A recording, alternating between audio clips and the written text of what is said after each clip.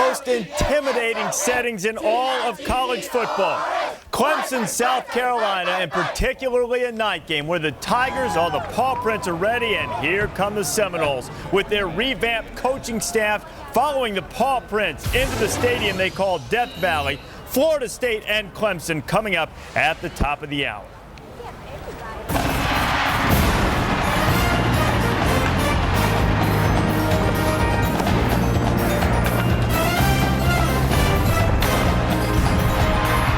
ESPN Game Plan lives here.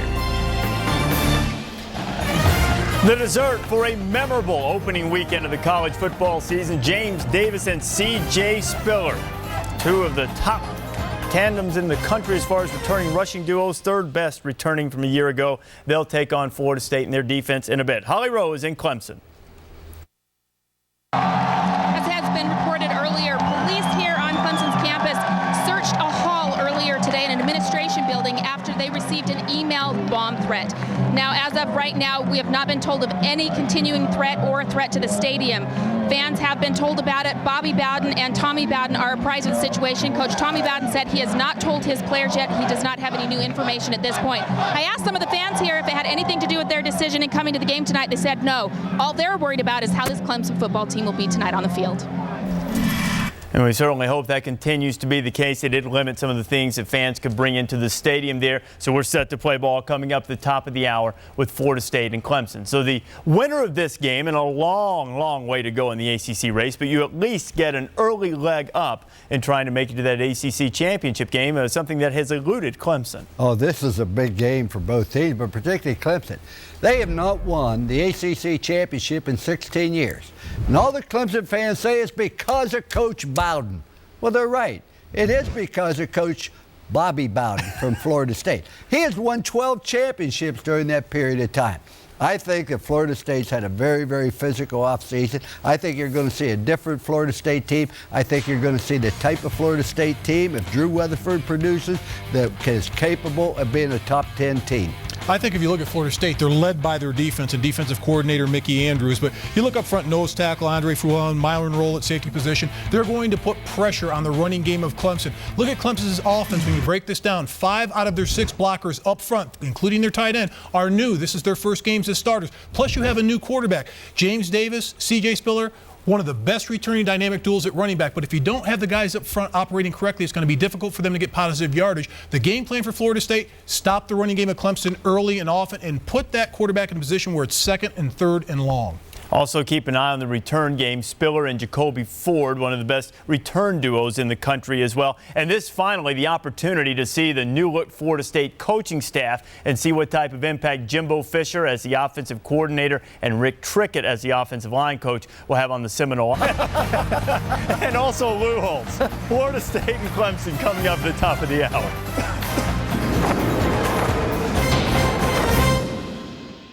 We are now ready for a little family affair in Clemson, South Carolina. Bobby and Tommy, Bowden Bowl number 9. Thank you, Reese. It is a Labor Day sellout crowd in Clemson, South Carolina. 83,000 strong and brimming with the optimism born of a new season. And then there's the added bonus of a bowl game, the 9th annual Bowden Bowl, where family and the family business of coaching collide head on. It's the Seminoles of Florida State taking on the Clemson Tigers in Death Valley. The fans of both schools expect the world from their football teams. They demand success on the field, no matter who coaches them. Aging isn't optional. Getting old is. Time adds cracks, character. It adds dust. And desire, mainly to prove the years haven't made a dent. Still dependable, still capable, even better for the lifetime of lessons learned. So Bobby Bowden hangs in there. Long as there's work to do, boys to lead, a team to run. That's Bobby's son on the other sideline, trying to make his own time last. Doing it the Bowden way. Tough, confident, proud under pressure. This is the family business. That means they play to win. They have to win. It's expected. It secures their future. Doesn't matter how many seasons each man has seen already. What matters is another one has come around.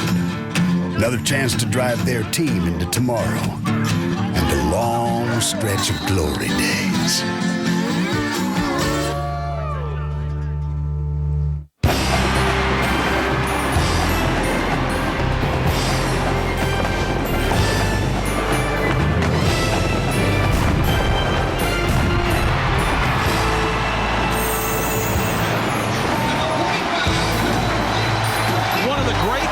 Of college football in the South is Howard's Rock, a symbol of effort and luck for the Tigers football program. On that when these teams come out. Good evening, everybody. I'm Mike Patrick along with Todd Blackledge. It's great to have you with us. Holly Rowe will join us shortly.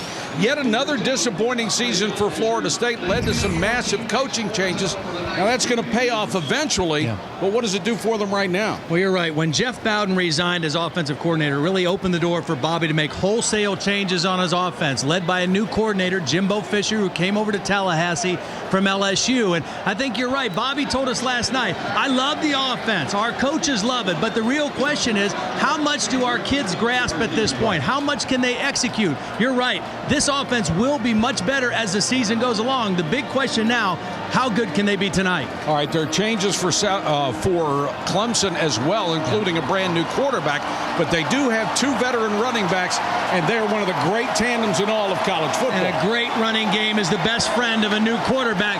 When you talk about James Davis, you're talking about thunder. He's got power. He's a strong physical runner, even stronger this year. He has patience, the ability to run that zone and set up his blockers, and he's a kind of guy who gets better as the game goes along. You want him in the fourth quarter. C.J. Spiller, he's lightning.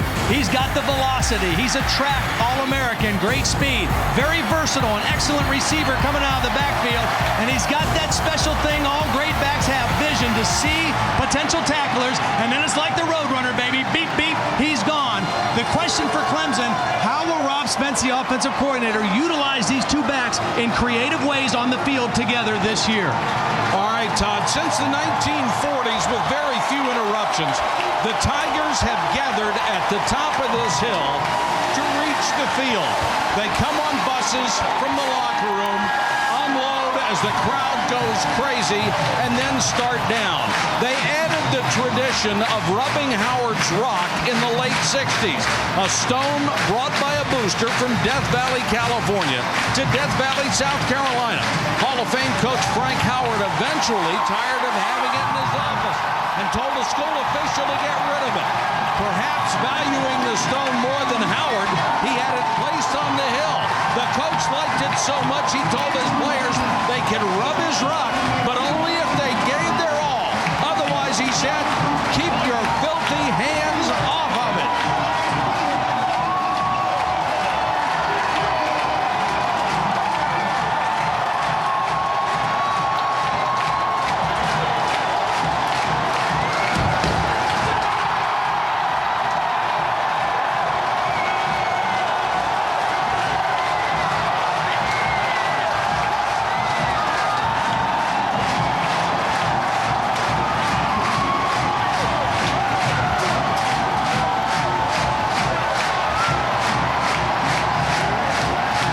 The Clemson Tigers have won 3 of the last 4 in this series. Kickoff is next.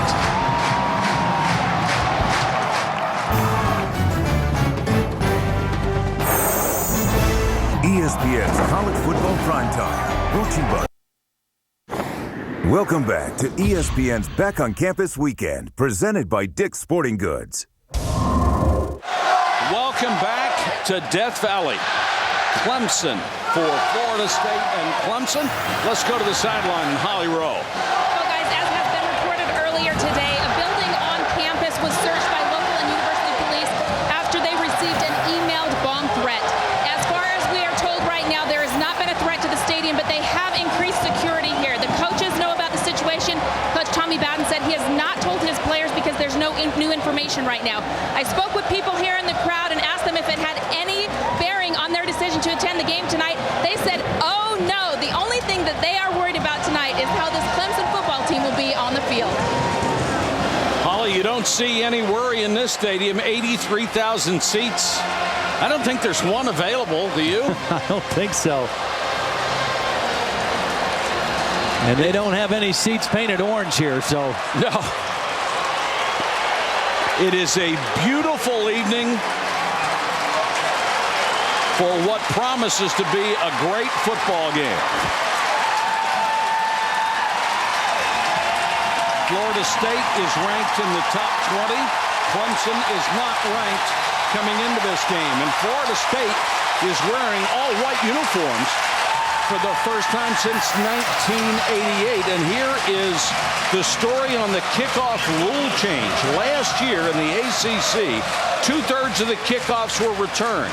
After one weekend in the ACC, 92% were returned. The change, moving the kickoff tee back from the 35 to the 30.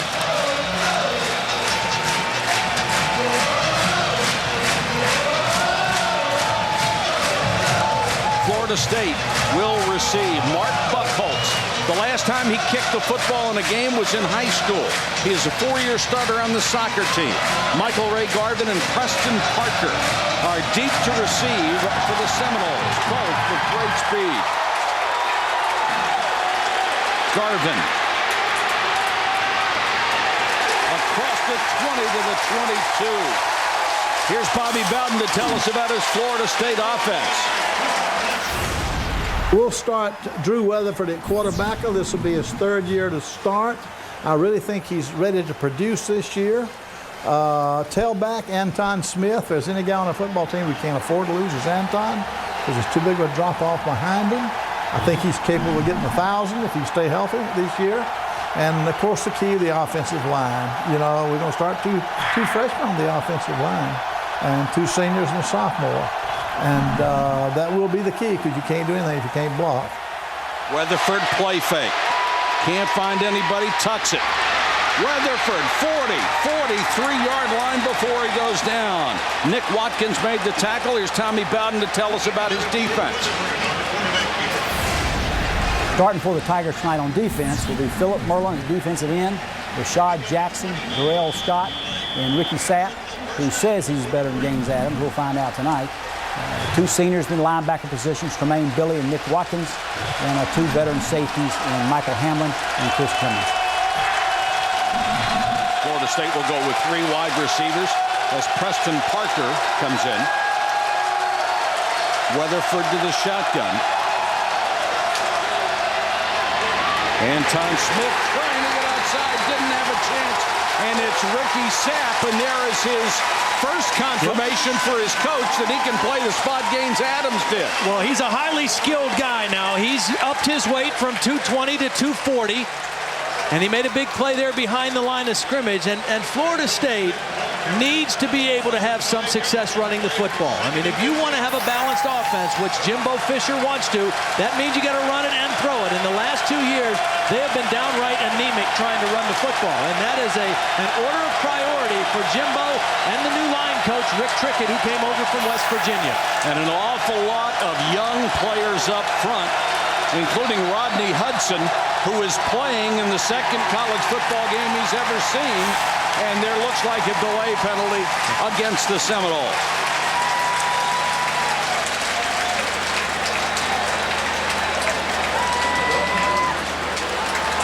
That's Chuck Amato, the former NC State coach, talking to Bobby Bowden. Did they get the timeout? Timeout on the field. They did. There's a timeout on the field. Florida State. It's a tough way to burn one this early. Less than a minute and a half into this game. Nothing at Clemson. It's College Football Primetime is available on ESPN HD, presented by Pioneer Kuro HD TV. Florida State back on the field after saving 5 yards with that timeout. They still face 2nd and 15. 4 wide receivers, including 6'6" Greg Carr, who is a touchdown machine.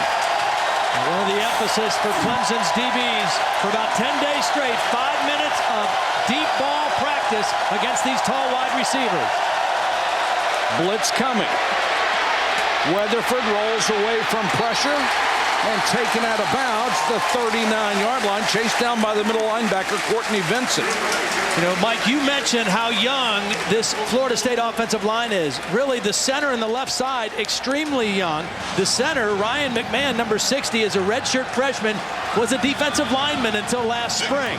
And then you've got Rodney Hudson, the left guard, next to him. He's a true freshman from Mobile, Alabama, number 62. And next to him, Deron Rose, number 76. He's a sophomore, but he only played 18 snaps a year ago. That's a tough assignment in a place like this. And against a pretty good defensive wall. Pressure coming. They try to throw the middle screen. It's incomplete. You're supposed to let him through on the screen, but I don't think quite that much. No, you want to let those guys get upfield, but not that quick. Again, these young guys on the left side. Deron Rose went for the cut block, didn't get enough of the defensive end. And then Rashad Jackson also in there on the pressure. Jackson had a tremendous camp this year. Gary Sismazia and Graham Gano, the veteran kickers. Gano will punt it away. He's out of Pensacola. Unbelievable speed back. Jacoby Ford, number 6. C.J. Spiller, 28. Smart play. They kick it to the sideline. They want to keep it away from them. Here's Tommy Bowden to tell us about his Clemson offense. Starting tonight for the Clemson Tigers on offense will be Cullen Harper at quarterback. In the backfield, James Davis and C.J. Spiller, who Todd has labeled Thunder and Lightning. I call Pete and Repeat. Left tackle will be Barry Richardson, preseason All-American. At 6'6", 345, Barry has not missed very many meals. Left guard, Chris McDuffie, Barry Humphries at center, Thomas Austin right guard, Chris Capote at right tackle.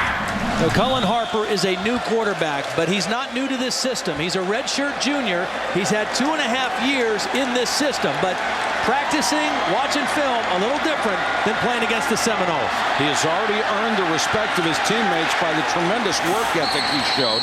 There's a flag down. It looked like the Seminoles jumped offside. Spiller catches the little swing, which he says is his favorite pass pattern because it gets him out in space.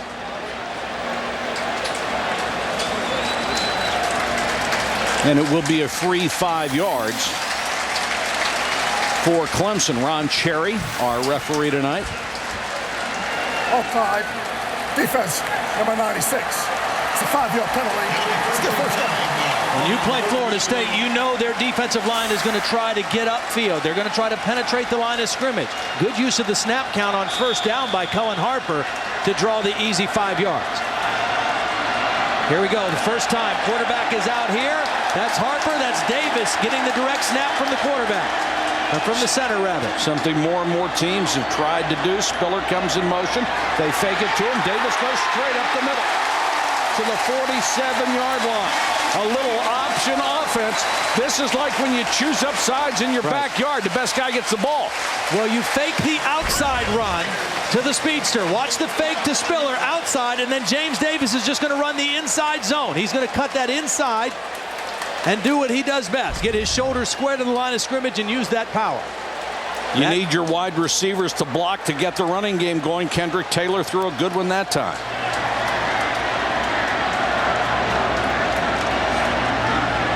Spiller, nothing. Here's Bobby Bowden to tell us about his Seminole defense. The strength of our defense, I think, is our defensive tackles. Flew Allen, Thacker, Ginn in there at defensive tackle. Linebackers are questionable because of injuries. I mean, they're playing coming off of knee operations. Geno Hayes can probably play with anybody if he can stay healthy. Secondary, we're veterans back there. Coners, 2-year starters. Myron Rolle at safety is an all-star. Roger Williams, a 3-year starter. 3 wide receivers to the near side. And Cullen Harper goes to the shotgun. Spiller again. They're trying to be ready for him. Roger Williams came up, the sure-handed, normally tackling safety, and he missed him. Yeah, he missed him, and they know that Clemson likes to do a lot of things to offset that pressure at the line of scrimmage. They throw a lot of wide receiver screens, bubble screens, and for Cullen Harper, he just wanted to get a couple quick completions, get his confidence up, get a feel for the game, the speed of the game, And I'd say he probably has that right now. Has his team out to the 50-yard line. No Clemson quarterback has ever beaten a top 20 team in his first start. That's his challenge tonight. Three-man rush. And Harper will get out of bounds. Takes a shot at the sideline. And boy, it looked like he was out of bounds. And right in front of the Clemson bench, the coaching staff going nuts as Geno Hayes got him. I like the call by Mickey Andrews on third down. The first time he faces this young quarterback on a third down, here's Harper, had to scramble. I think that's a good no call. I mean, it was not a vicious hit. He left from infield to play. There was one on the other side earlier in the game they didn't call, but Mickey Andrews, first third down against this new quarterback, instead of bringing pressure, three-man rush, drop 8, make him read a defense, and he had to tuck it and run and come up short. And our hearts go out to Mickey and his family. They lost their son Ronnie, 41 years old, in August. Jimmy Maynard's to punt. Maynard's is on to punt. Weston Parker at deep. Parker waits at his 15-yard line. Line drive kick. Parker finally decides to let it go. The ball kicks into the end zone. 52-yard punt and no return. So the ball will come out to the 20-yard line. We've got a timeout on the field. 11:07 to go, first quarter, scoreless from Clemson.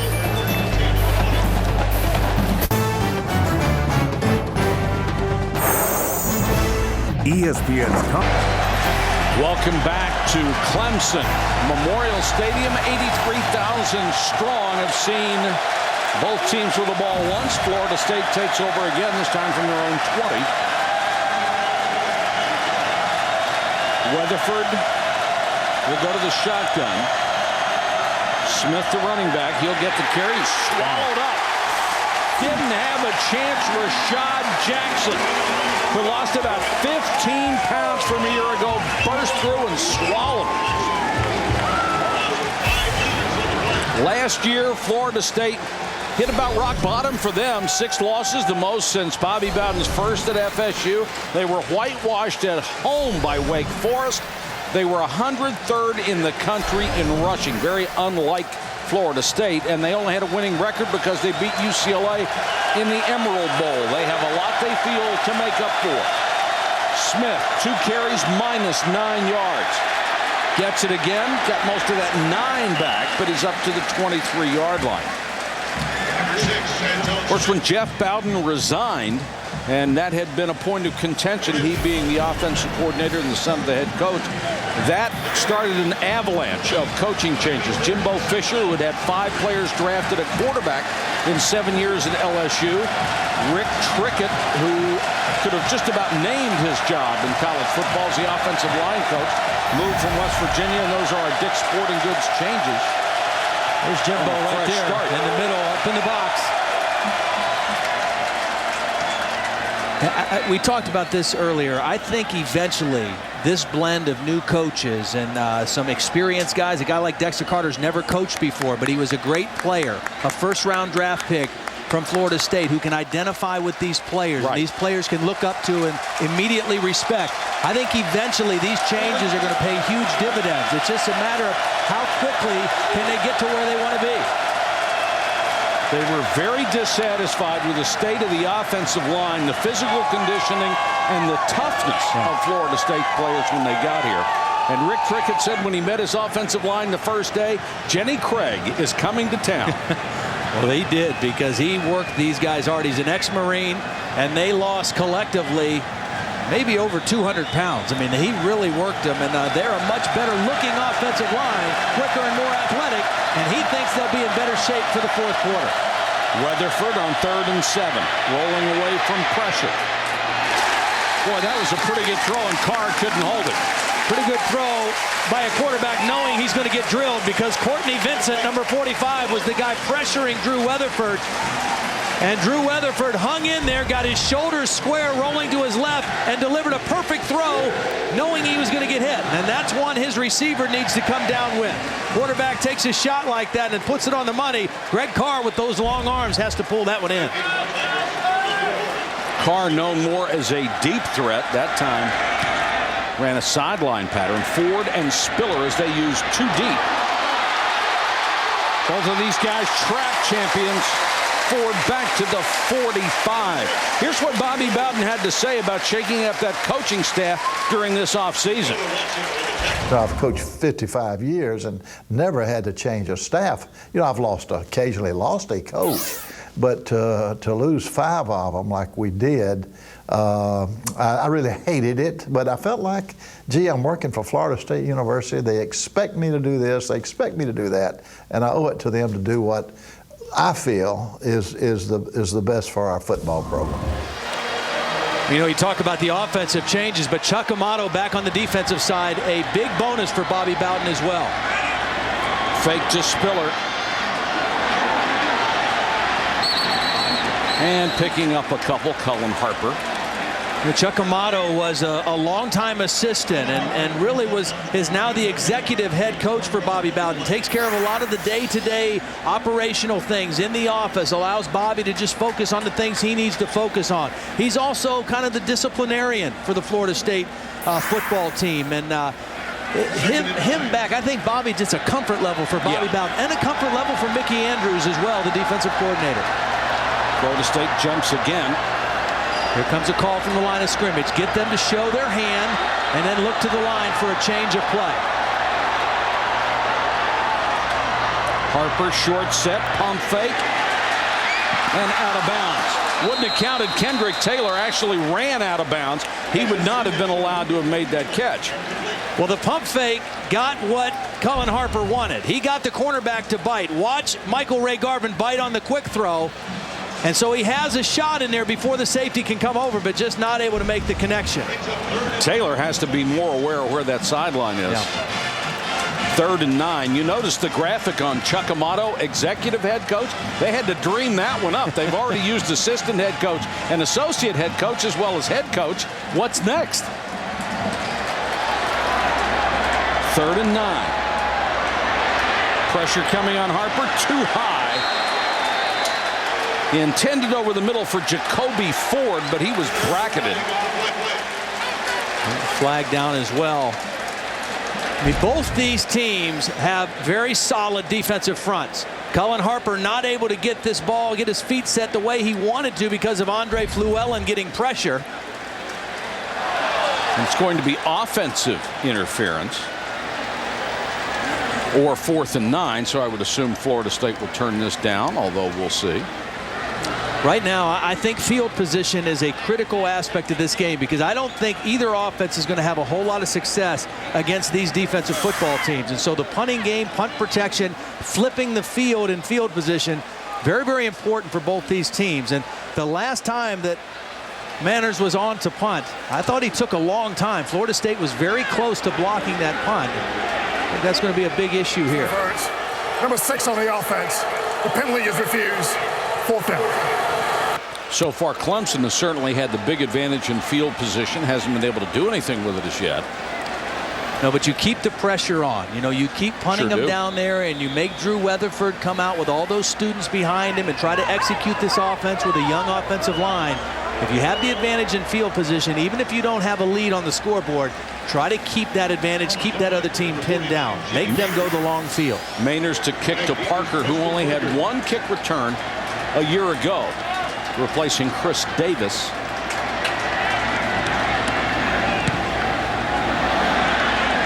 Little pooch kick, and nice job. Got it out of bounds inside the 15-yard line. Next week, Monday Night Football returns to ESPN and kicks off with a doubleheader. First at 7 Eastern, it's the Ravens against the Bengals. Then at 10:15, the Cardinals meet the 49ers. Don't miss the return of Monday Night Football on ESPN next Monday night. I think there ought to be more of that. My old buddy Paul McGuire always says he doesn't understand people that don't kick the ball out of bounds inside the 20-yard line.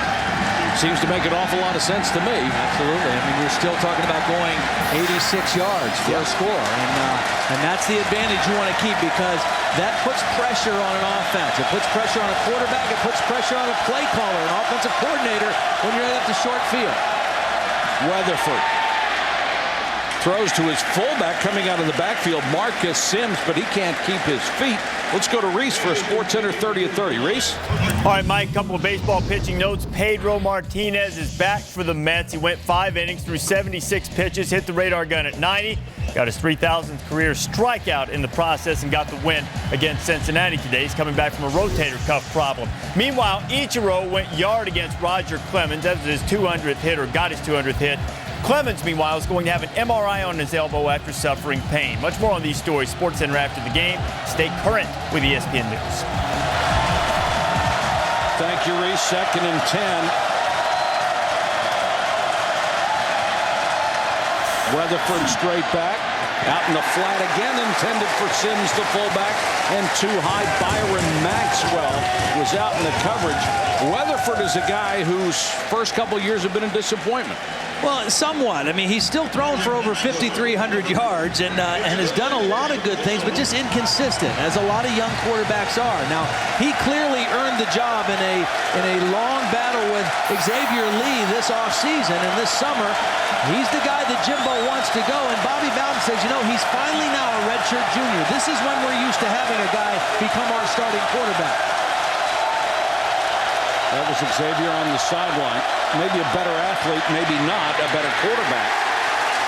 He's chased down from behind and tackled. DeAndre McDaniel, the strong safety, made the tackle. Clemson with almost all second-unit people in there. See, that's what I mean, how it puts pressure on a play caller. Because at third down, you go with a very conservative run call because you're backed up so far. That's why field position is so important. If you're out at midfield, you're more likely to let Drew Weatherford try to make a throw and try to pick up the first down on that play. The last 9 plays, the Seminoles have totaled 3 net yards. There's Jacoby Ford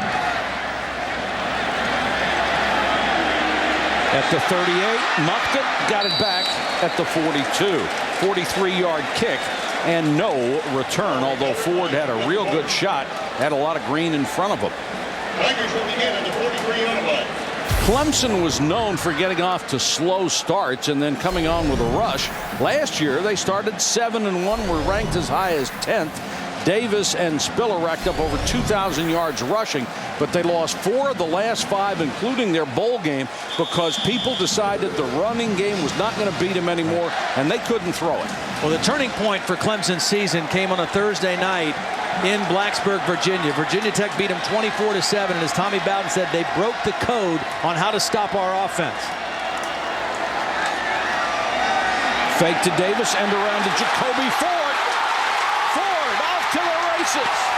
To the 25-yard line, Gino Hayes made the tackle. The ACC indoor 60-meter champ with a little room to run on the outside, a gain of 34. Well, Jacoby Ford had a 38-yard run last year in this game. Here he is. He's going to come on the reverse. He's got the great speed. Sets up his block by Aaron Kelly, number 80. Does a great job of getting in the way of the defender, and then that speed takes over. Big play for Clemson. 1st and 10 at the 23.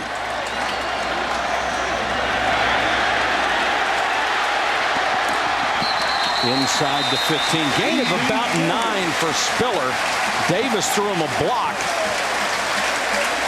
What you're going to see when these two backs are on the field at the same time, you'll see Davis blocking for Spiller more so than Spiller blocking for Davis. There's a block by Davis, a beautiful roll block, and Spiller with that speed to the outside. You mentioned Spiller and Jacoby Ford, sprint champions, both from, guess where, the state of Florida, playing against their home state team, the Florida State Seminoles. Toss outside, Davis. And speaking of the state of Florida, there were rumors going around that C.J. Spiller would leave Clemson at the end of last year because he was dissatisfied with the way the season ended and splitting time. And he's from Florida, as Todd mentioned. He said his bags were packed. He was ready to go. But talking to Tommy Bowden, he convinced him that staying was in his best interest, and they are delighted to have him back. He convinced him that he had almost 1,000 yards last year and has already established himself as a freshman as a great player here. Pretty good argument. Harper under pressure, rolling, throws for the end zone. Touchdown! Caught by the tight end, Brian Lincecum.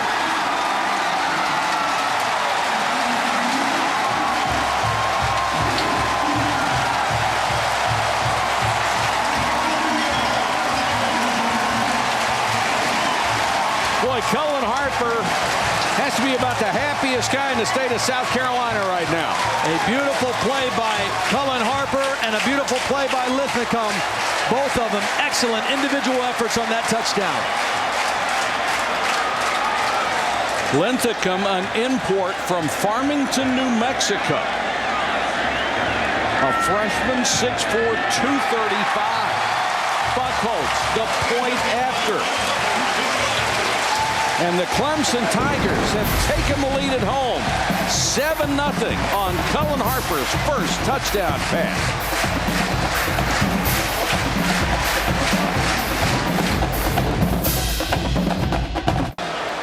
Clemson breaks on top here at home, 7-0 over Florida State. Our aerial coverage for tonight's game, courtesy of the Outback Steakhouse. The Outback Steakhouse aerial fleet specializes in sports coverage. Look for Outback Steakhouse's continued coverage at sporting events throughout the year. 83,000 saw Brian Linthicum get his first career touchdown catch.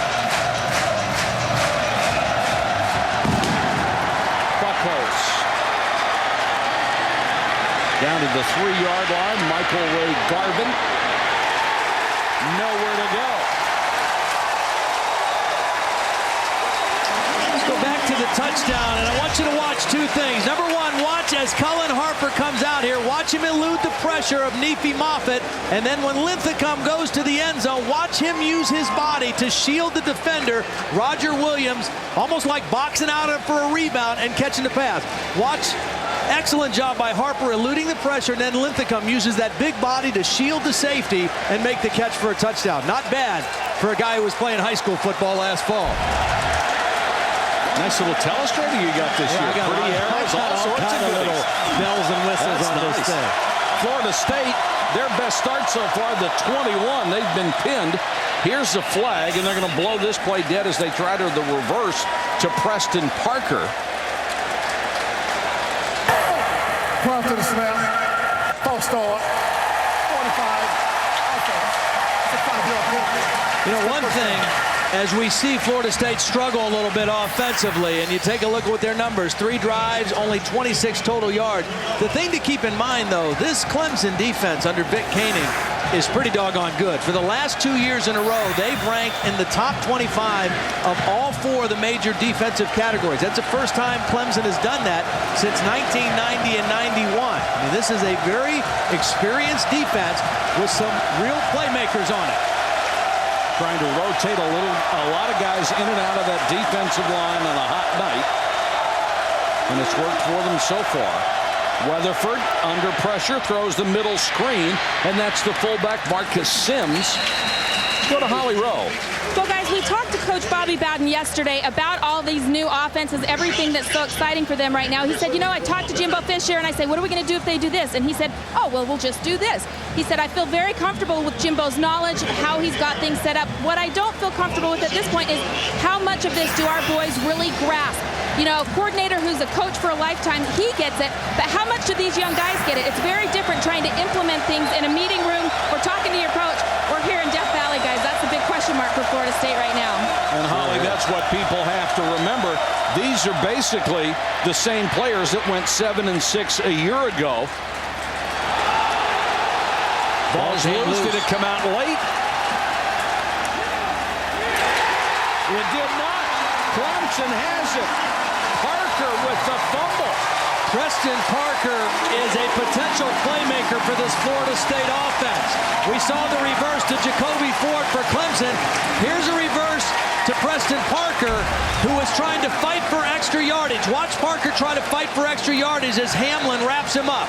He's fighting, he's churning, he's keep working, and then Philip Merling is going to rip the football out. And it is out before he touches the ground. I think off the bottom of the pile, Nick Watkins, number 32, was the guy who ended up with it. And Parker with the turnover. And Clemson sets up shop at the Florida State 24. Well, I know how you quarterbacks think. You want to go for the end zone right now, don't you? I don't know if these two backs want to let them run to the end zone. Not a bad thought either. Thing I like right now, though, is I love how Rob Spence is doing so many different things. Formation-wise, the use of Spillers and Davis, taking pressure off his new quarterback, Cullen Harper.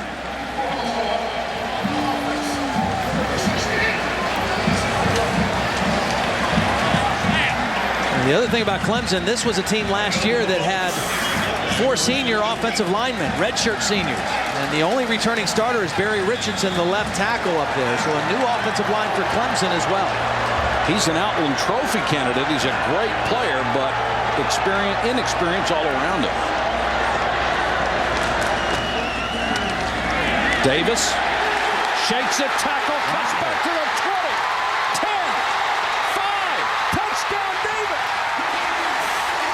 What a run.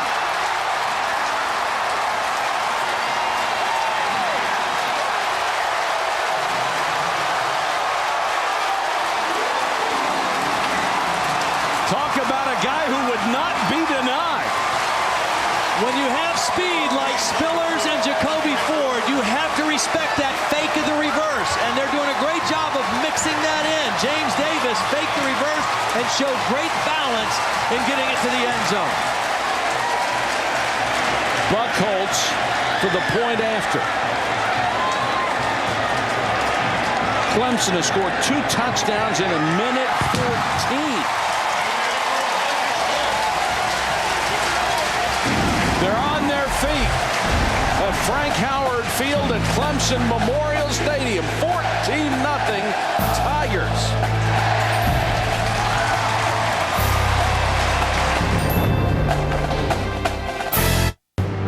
We are Florida State University.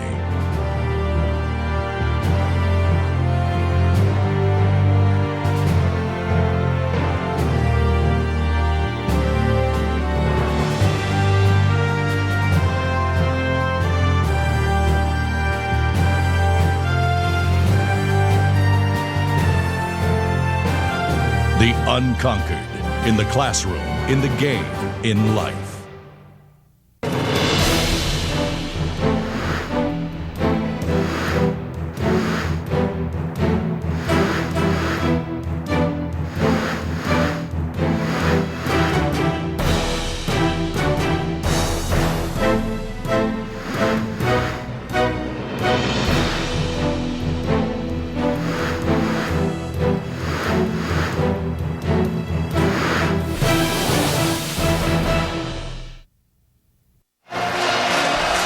Nothing but smiles on the Clemson sideline. 2 touchdowns in a minute 14 will do that for you.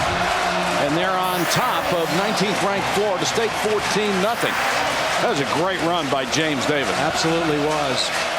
And a great block. I think it was Brian Linthicum, the tight end who caught the touchdown pass, actually blocked 2 guys to spring Davis, and then it was outstanding individual effort by Davis the rest of the way. Buckholz to kick. Garvin and Parker are deep again, and Parker would like to redeem himself. Garvin will get it instead, 2 yards deep and bring it out. Boy, that Tiger kickoff coverage unit has been sensational. They were so poor a year ago. It's Michael Parker, 86, who gets the block on Marcus Ball. Then watch the balance, breaking tackles. James Davis broke 3 tackles and made 3 more guys miss. Spun them around like ballerinas on this touchdown run.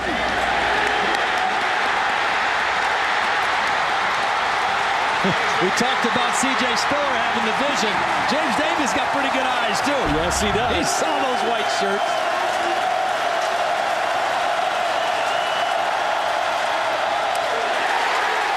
Boy, there has been no room for Anton Smith to run Courtney Vincent in his grill before he could turn. And this is how we're used to seeing Florida State play defense, penetrating the line of scrimmage, getting hits in the backfield. But it's Clemson who is beating Florida State tremendously at the line of scrimmage and making plays behind the line of scrimmage. I think that's the 3rd or 4th tackle behind the line of scrimmage. 3rd that Clemson has had on running plays, not quarterback sacks, right? Running plays. And Smith has had 4 carries for -5 yards. Bobby Bowden said this is a guy who will get over 1,000 yards if he can stay healthy and if the offensive line can block a little bit for him. But right now, he's 1,005 away from 1,000. Weatherford, nice move to get free. And then he's mugged at the 19.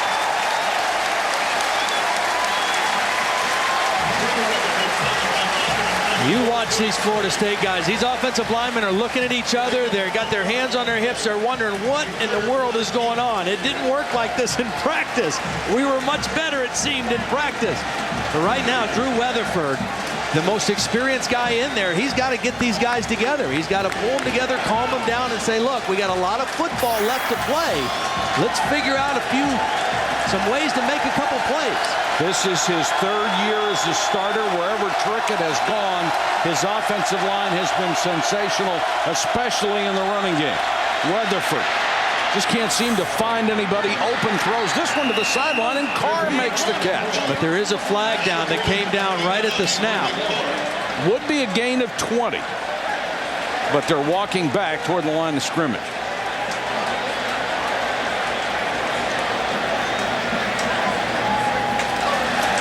Ouch. Ouch, right. Finally get a positive play.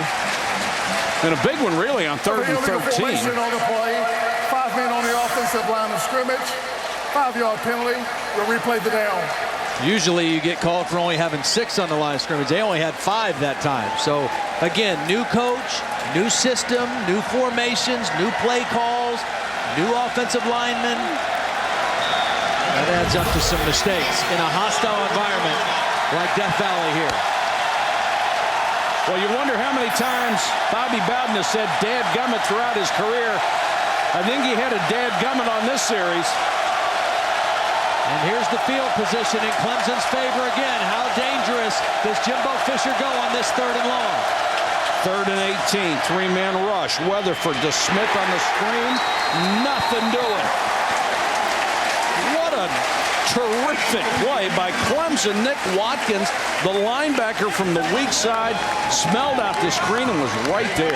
Nick Watkins was the leading tackler on this team a year ago, 116 tackles. Vic Koenig said he's our best linebacker, the most experienced guy. He understands the position, and he should be our leading tackler again this year.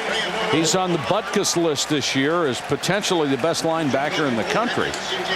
I like this 2-man punt return for Clemson, too, having these two speedsters back here together. A lot of pressure. 4 straight 3-and-outs. Gano. A beauty for Spiller back at the 37. Spiller got a block, comes down the sideline to the 47. Saturday night, ESPN offers up 2 great college football matchups. First at 6 Eastern, Notre Dame goes to Happy Valley to face Penn State, the 25th anniversary of Todd Blackledge's national championship team. Then at 9:15, 2 top 10 teams, Virginia Tech against LSU.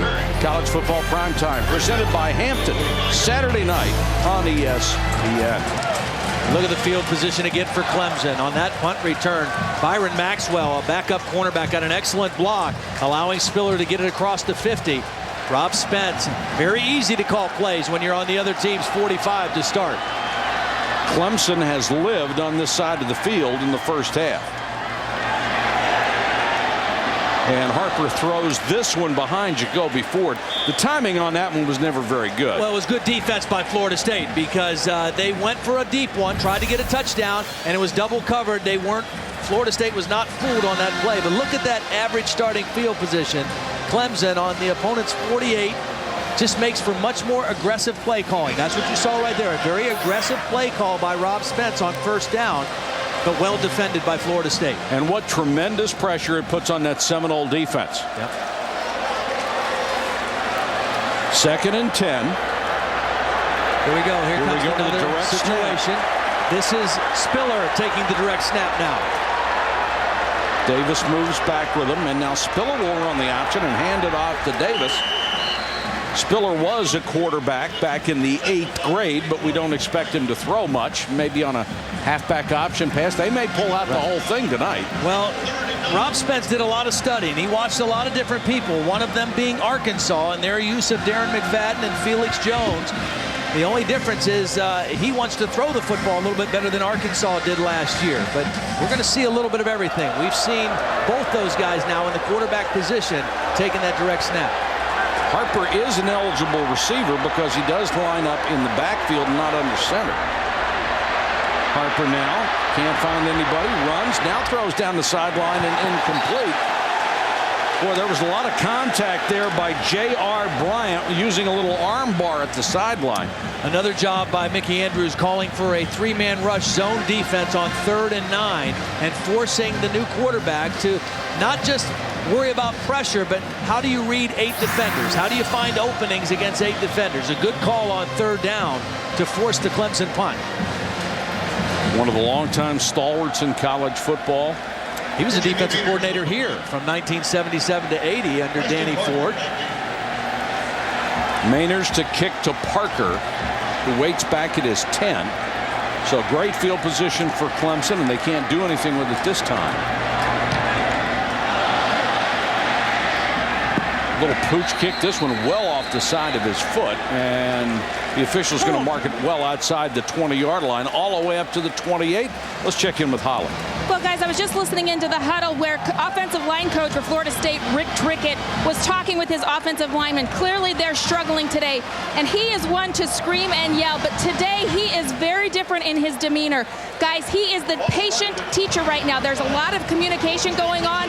He's drawing things up on the whiteboard. More importantly, he's asking them, what do you see out there? What's happening? Guys, I've never seen him so calm, very patient, like a teacher would be with a young child right now, guys. It's very impressive how he's dealing with this offensive line. Well, that's smart, Holly. He has to do that because that's what they need out of him right now. They're confused. They're flustered. Weatherford out in the flat to Smith. Eludes one tackler, dives across the 30. I mean, Rick Trickett, there's no mistake. The ex-Marine is a fiery guy. You watch him on the practice field. He's tossing his hat around, hitting guys with his hat. He's right up in their grill all the time. He was like that every day in the summer, grinding on his guys. But right now, they need a calming influence. They need a calm, fatherly-type voice to try to right the ship here offensively. And that's what coaching is, isn't it? Absolutely. Weatherford, good protection, but has it batted down. There just doesn't seem to be any spark in Florida State right now. It all looks so matter-of-fact the way they're running their offense. I think all the spark is wearing orange right now. Yeah. Because this Clemson defense is good. They are flying around, penetrating the line of scrimmage, staying in their rush lanes, their coverage lanes. It's a very sound and yet talented Clemson defense. And they have the upper hand right now, no question about it. Antoine Murchison got the credit for that last pass block, and it's 3rd and long again for Weatherford. He goes to the shotgun. 4 wide receivers. Here comes pressure, and he's got to throw it away. No time to throw. Philip Merling is the guy who got in on the quarterback, number 94. Number 24, Kevin Alexander. Watch the pressure. They did bring a rush, but it was still a 4-man rush. I'm sorry, Kevin Alexander, number 24, came on the inside stunt unblocked.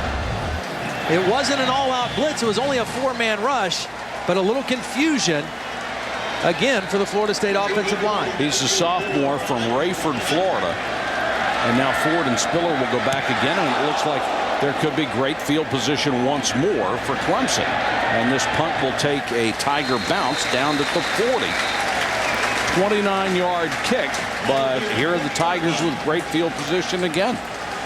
And we talked about last season for Clemson and when things went wrong against Virginia Tech. And we talked about how the Hokies broke the code of this Clemson offense.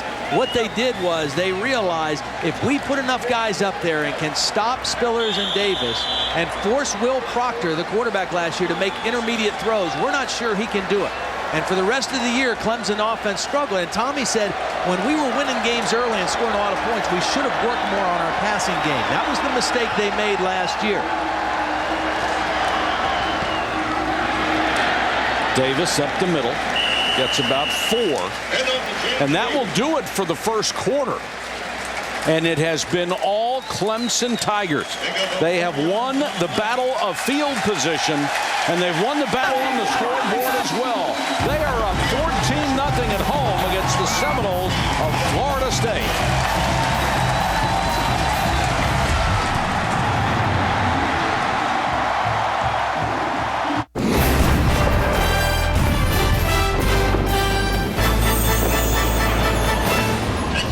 Ready to start the second quarter here at Clemson. Seminoles against the Tigers. A sellout crowd, 83,000. Glad you could join us on Labor Day. Hope you've had a good holiday weekend. And this hopefully will cap it off for you. Clemson has done a nice job in mixing up their plays and utilizing the reverse, both as an actual play and as a little deception, faking the reverse. But that has kept this Florida State defense spread out and having to make plays in space. And it's kept the pressure off of Cullen Harper. This time Davis has nowhere to go. Take a look at our game track as Alex Boston made that last tackle.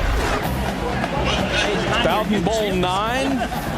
Son has beaten father 3 of the last 4. And Clemson with great field position the entire first quarter gets on top with a touchdown pass, and then Davis with a tremendous 29-yard touchdown run. And that's where we stand, 14-0. The last couple third downs, Florida State has played zone, dropped more guys. I don't think they got, here we go. I think we might have an illegal substitution. There's time on the clock, the play clock.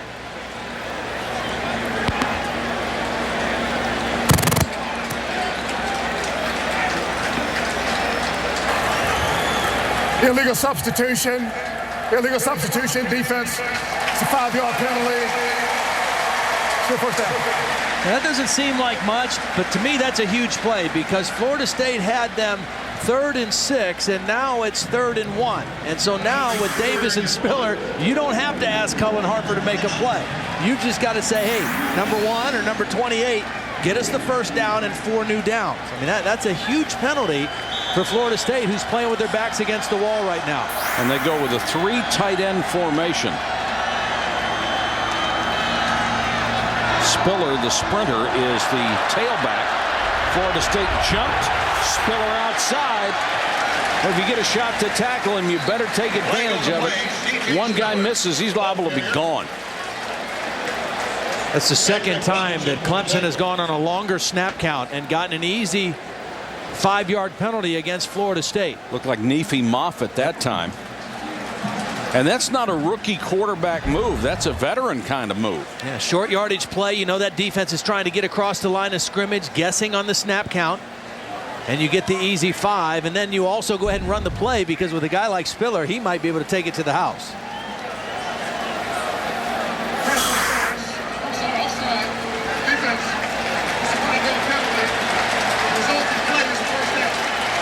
And keep this in mind. It is such a hot, humid night here at Clemson that this defense is going to start to wear out if they have to stay on the field this kind of time.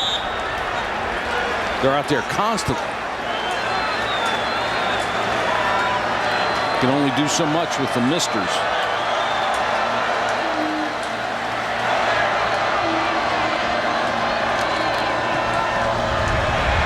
Davis to the 41-yard line, and they always keep that. Somebody is always coming around to look like they might run a reverse. And it reminds me a little bit of a team that had great success against Florida State last year, Wake Forest, the team that won the ACC championship. They run a lot of reverses and are constantly doing that, faking reverse, running reverse. That's a main staple in their offense. Michael Palmer is the tight end, the sophomore out of Stone Mountain, Georgia, that comes up limping. He's the starter. Really a good blocker. He got the key block on James Davis's touchdown in the first quarter. Has really come on this offseason, added some weight and strength. The tight ends are a big part of Clemson's offense because they like to use 2, 3, and different formation packages. Linthicum, who caught the touchdown pass, is back in there.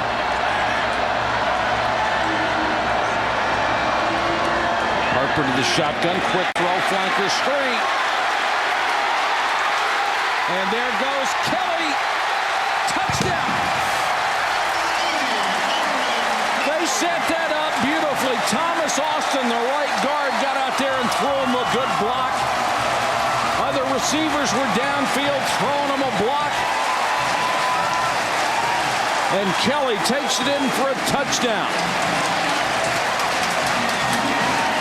You talked about that Florida State defense being on the field, maybe getting tired. That looked like a tired defense on that play because Aaron Kelly, who's not a Blazer, ran right through him. The 78th catch of Kelly's career. Only 12 players in the history of this program have ever had 100. 4 plays, 60 yards, only a minute 53.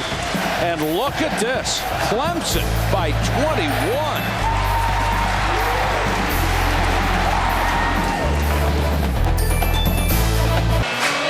21-0 Clemson over FSU. We've had our great aerial shots tonight, courtesy of our friends at Outback Steakhouse. Look for Outback Steakhouse's continued aerial coverage of sporting events throughout the year.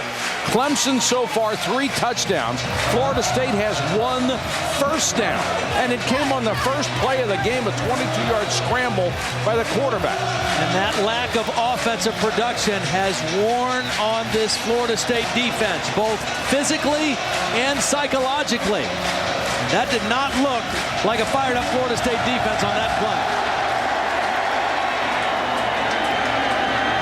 Garvin at the 8. They could sure use a big return, and there he goes.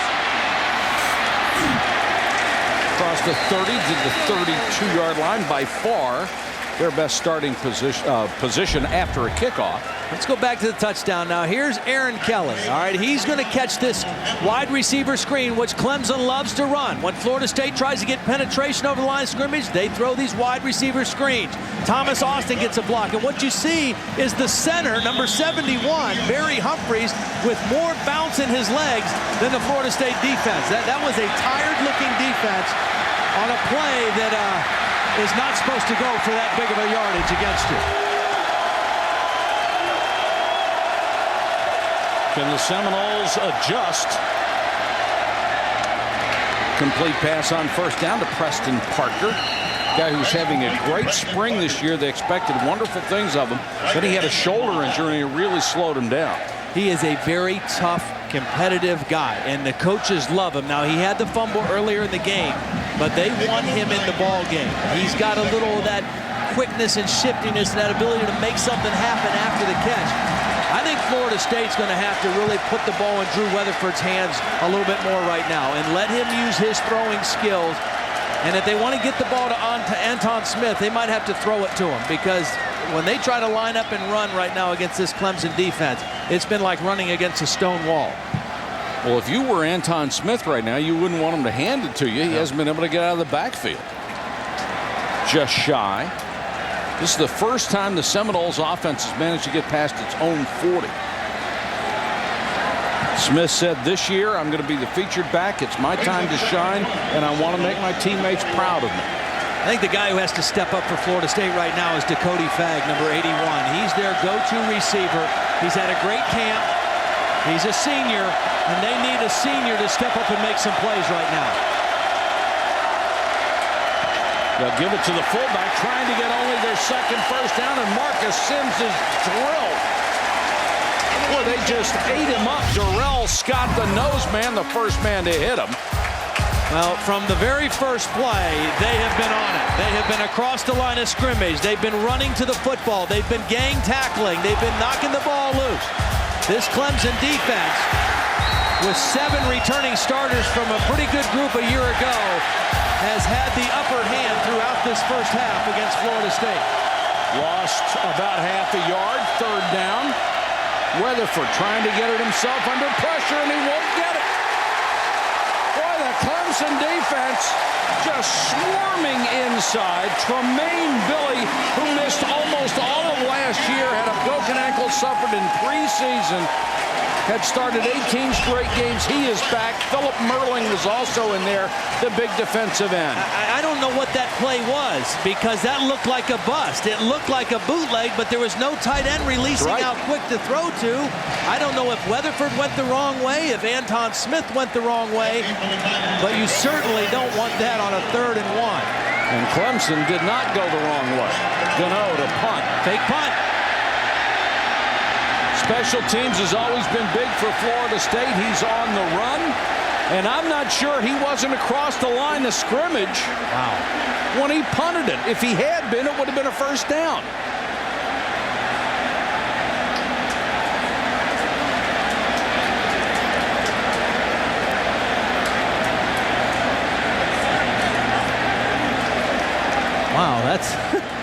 I've never seen that. If he wasn't past the line of scrimmage, that's pretty good awareness by Gano, knowing where it was.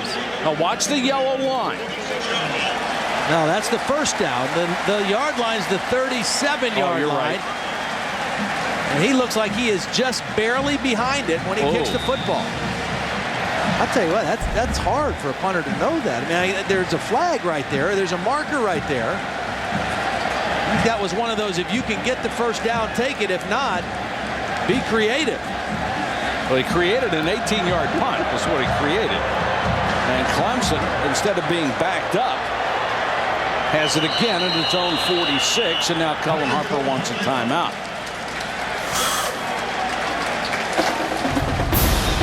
Harper with a timeout, 11:20 to go in the half.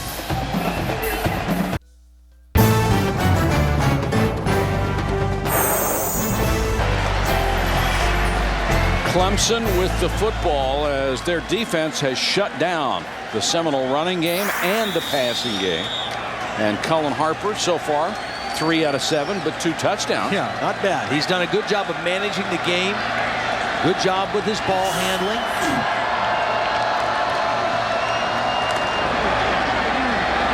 Harper, nice throw to Kelly. Second time they've gone for the pump fake and the out and up off the 3-step drop. Now you got a couple things. You got aggressive defensive backs who are thinking, I've got to try to make a play. I've got to do something to help my defense. And then the other thing is you got a 6'5" receiver who's going to go up and fight for the football over a smaller corner. So you get the pump fake, and then you let your big receiver go get the football. Patrick Robinson, number 21, never got his head around. Myron Roll, the Rover, freshman All-American a year ago, came over but got there late. And a nice touch throw by Harper. Here's Spiller picking his way inside the 25 to the 24. Everett Brown made the tackle. Let's check in with Holly. Well, guys, as many people might know right now, Cullen Harper is starting in his last senior year, and behind him is a highly recruited South Carolina product, Willie Korn. Tommy Bowden, this Clemson coach, actually pulled aside Cullen Harper and said, look, be prepared if you get booed tonight. These people want to see Willie Korn. They think he's the future. So you need to be mentally prepared. Guys, I'm no genius out here, but I don't think they're going to have to worry about that tonight. Tonight, I think you're right. Harper with the delay gives to Spiller. And Spiller lost the ball. One of the first times tonight we've seen Florida State with penetration into the Clemson backfield on a running play. Now look at the officials. They're still digging in the pile, and Nefi Moffitt has the ball. Or rather, Dakota Watson has the ball, and the officials are still trying to unpile. I think they say Florida State ball. Here comes Clemson walking off the field. The first time penetration in the backfield. The first time a Clemson back has met resistance behind the line of scrimmage, and Spiller just coughs it up. Doesn't protect the football, and the first good thing to happen for Florida State on either side of the ball right now happens for the defense. Boy, something they desperately needed. They'll take over at the 27. Let's see if that gives them a little spark. Dakota Watson, who came up with that, is from Aiken, South Carolina. A little bit of a homecoming for him tonight. In the eye, the fake to Smith. Weatherford, good protection this time, floats it downfield. That was a jump ball to Dakota Fagg, and he was double teamed. Let's go to Holly with Gaines Adams. Well, guys, Gaines Adams was the 4th overall pick in the NFL draft. He was so good for Clemson last year, but you've been in these first game situations as a defense before. How do you describe their defense tonight? Well, overall, I mean, they're doing good. I mean, having some 3-and-outs, getting some good pressure on the quarterback. And obviously they worked hard during camp, and the coaches did a great job with them. How hard are you working in camp right now to try to get that starting spot? Well, I'm working pretty hard. I mean, I'm just trying to take a day at a time and just focus on the little things and starting to come down the road. I mean, when I get the playbook down and get acclimated to the system, I'll be fine. How difficult has it been for you to come from this Clemson system and learn your Tampa Bay system? Oh, it's been tough. I mean, but with the guys on the team, defense veteran guys, Derek Brooks, Chris Hovan, and those guys been walking me through every day, and I want to give thanks to those guys. All right, thanks so much. We'll look for you this fall. Thank you. Holly, thanks very much. Gaines, thank you. I think this is a critical play for Drew Weatherford right here. It's 21-0. 9 minutes and 20 seconds left in the first half. Your defense just came up for a turnover. You must keep the football and let your defense rest. They only have 54 yards in total offense, and they get about 4 more there, but that is all as Parker makes the catch and is drilled by the Thorpe Award candidate Michael Hamlin. This is a great job by the free safety Hamlin. He's 6'3", 205. If he doesn't hit this receiver high, Parker might slip underneath him and get the first down. But because Hamlin came in high and wrapped him up, he was able to force a punt situation for Florida State. And really good recognition by him. As soon as that receiver had one step free of the linebacker, Hamlin was covering it up. Gano to kick to Ford, who is back as a single punt return man this time. Flag down. Dead ball. And they'll have to redo it. Timeout on the field. Florida State. Seminoles used their second timeout with 8:24 to go in the half. Last year, Ray McElrathby and his little brother Famar captured the hearts of America. When we come back, we'll update you on their amazing story. There is a star-crossed young man, Ray McElrathby, who was switched to running back this year from defensive back, tore up his ACL. He is out for the year. You know his story from a year ago when he got custody of his younger brother because of his family situation and the NCAA decision to allow them to open a trust fund to take care of that young man. And for more on that, here's Holly Rowe. Holly? Well, guys, I've had a chance to speak with Famar tonight and Ray, and Famar's doing really great. He's in the 7th grade, and he's tried out for the football team. He's on the football team. He said he's doing great in school.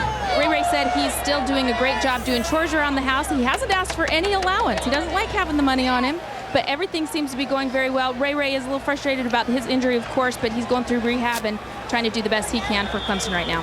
You know, Holly, one of the things you hear about Clemson from a lot of people is how great of a community and a family atmosphere and the support that's been there for Ray and Famar. And Rob Spence, one of the coaches, and his family very involved. Lots of people in the community helping out in that situation. Harper hit from behind as he threw, nearly picked off. Gino Hayes, one of the linebackers, had a shot at it as there was pressure on Harper, and he never saw it. Well, it is a wonderfully heartwarming story that they have managed to take care of that young man and his even younger brother under some really tragic circumstances for them. I thought it was funny. Rob Spence was telling us, because I guess Famar spends a lot of time with his family, that he's become kind of a celebrity because he's so well known, and he's tried to tell him, hey, Famar, you haven't really done anything yet. I mean, you're getting recognized, but don't get caught up in that being a celebrity deal. Two tight ends, including Michael Palmer, who's back in there, injured his knee a little bit before. Spiller. What a move. He's got that little stutter step where he stops, you stopped, and he goes, and he's gone. Well, another guy stopped on that play, and that was Rendrick Taylor, number 5, stopped from not blocking in the back. Watch Spiller get out here. Now watch number 5. Instead of blocking in the back, he pulls off and just says, CJ, you do it, baby. And he does it. Quick feet, great vision, and a great burst on top of it. Boy, he makes you look silly. Makes you look like a good coach if you're the running back coach for Clemson. Tigers out to the 40. Davis, he's got a big hole across midfield down to the Seminole 47-yard line, and they're starting to wear him down. Well, and your nickname of Thunder and Lightning's working. They're just such a great combination. Now, we're seeing them on the field at the same time more than we did last year when we were here for the Georgia Tech game. But they've got this Florida State defense back on their heels, no question. When they do get penetration, other than that one fumble, they've hit them with a couple big plays. The numbers tonight, they return as the 3rd best rushing combo in the NCAA. Harper sprints out of trouble. Taken down at the 49-yard line. Myron Roll, the rover back, wasn't going to let him go. Nice play by Myron Roll. Just He's one of those special young men, a sophomore, outstanding student from Galloway, New Jersey. Played a lot as a freshman last year, earned some freshman All-American honors, and he's going to be a great one here at Florida State before his time is done.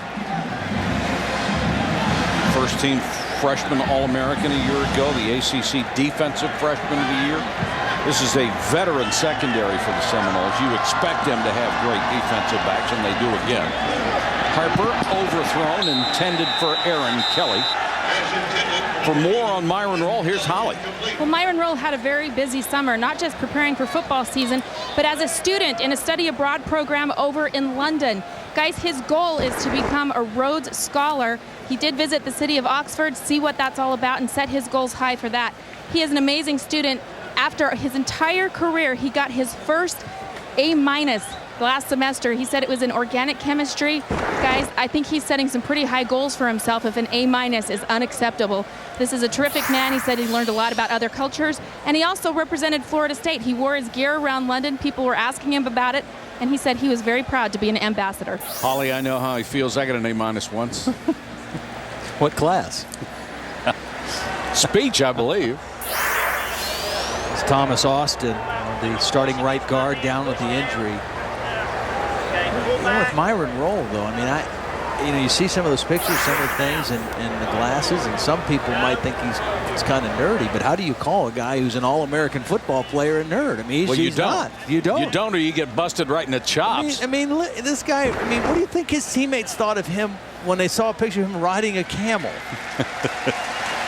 Having had the opportunity, I think he's crazy. Those are the foulest animals in the world. But he is a terrific young man. What a goal to have, to be a Rhodes Scholar. Yeah, I mean, that's absolutely magnificent. And in that case, it's spelled R-H-O-D-E-S, not the way we would go after it, R-O-A-D-S.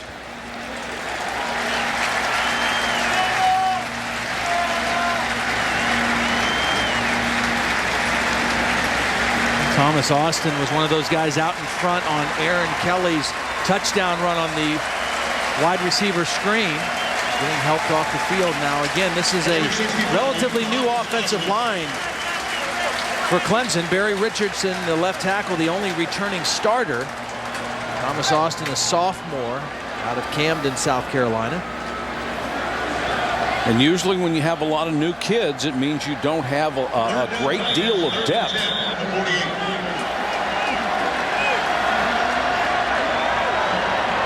Clemson facing 3rd and 10.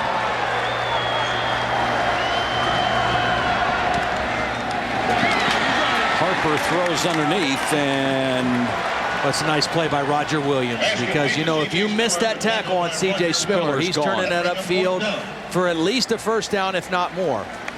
You got to be able to play in space. That's what Mickey Andrews said. We've got to be really good in space against these guys, because they get the ball to their playmakers in open spaces. And that time, Roger Williams made a great play in space. He was 4th in tackles last year, had 4 interceptions. He is a leader in the secondary and a senior.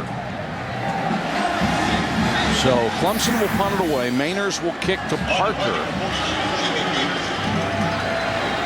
Clemson not doing much on offense right now, but honestly, they don't need to. There's the block. The Seminoles with a block punt. They'll have the ball inside the 20-yard line, and it was Roosevelt Lawson who came pouring right up the gut, and Mainers had it stuffed right off his foot. Yeah, I mean, he's right in the middle. There he is. There's Lawson, and he's kind of in an awkward stance, and he's just going to turn sideways and slip right past the center and a direct line to the football. And I thought Mainer's first punt was slow and that Florida State might go after it again, but that time he wasn't even blocked. I mean, that wasn't an all-out rush. It was just a missed assignment on Lawson. Boy, and he came right up the middle. Sure did. And they have been so great under Bobby Bowden on special teams throughout his entire career. Weatherford trying to take advantage. Will go out in the flat to Smith, and Smith will only get about a yard.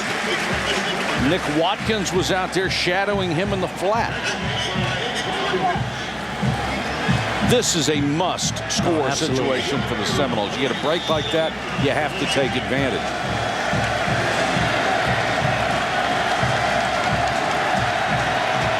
Weatherford looking to the bench for the call that they want.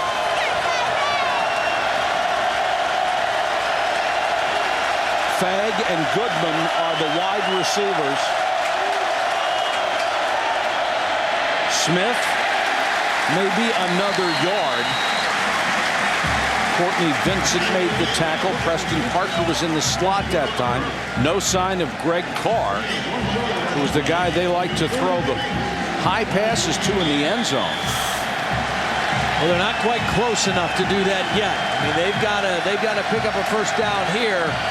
Preston Parker out of the game. I still think that Cody Fagg has got to be the guy that steps up for Drew Weatherford right here. But it's got to be good protection, too. They've got to give Drew time to make a play on this 3rd down and 8. And they send Smith out as a wide receiver.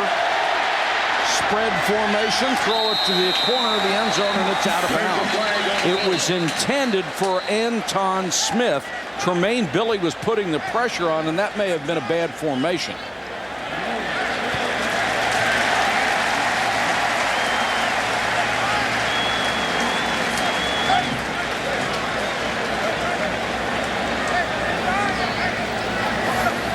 Northern Indians will receive it downfield.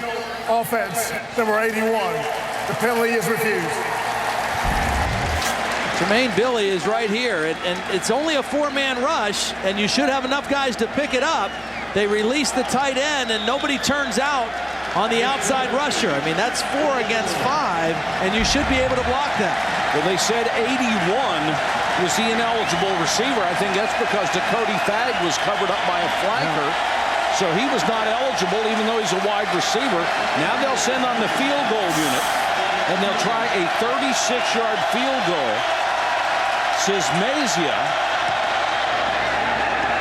and he knocks it through. And with 4 minutes and 12 seconds to go in the first half clock, Florida State finally gets on the board. Let's check with Reese Davis, a Sports Center 30 at 30.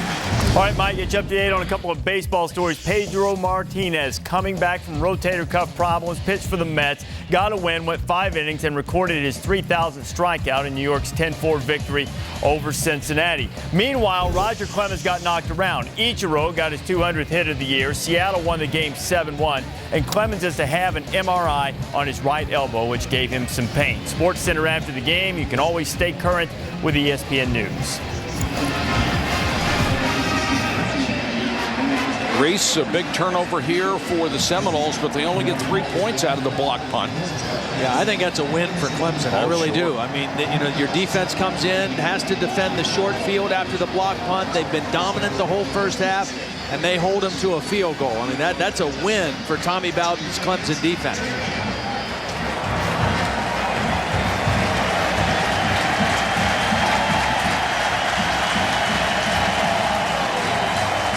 That Florida State offense still trying to figure it out, and Clemson's defense has dominated them.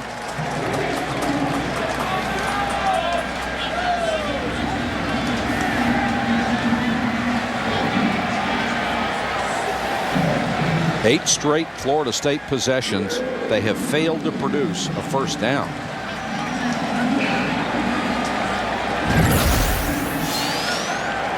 Florida State, 1 first down. On the first play of the game, Clemson with 10, and more importantly, they have 3 touchdowns. Florida State has had negative plays in the running game. They've had some penalties, bad pass protection, some miscommunication. A lot of the things that you would expect from a new offense and with young offensive linemen. Ford and Spiller, world-class speed deep. High pooch kick. Spiller runs up to the 21. Trying to get to the wall on the outside. C.J. Spiller looking for a block. And did you see Jacoby Ford comes flying up on the outside, past his teammate, got him a block, a 52-yard kickoff return.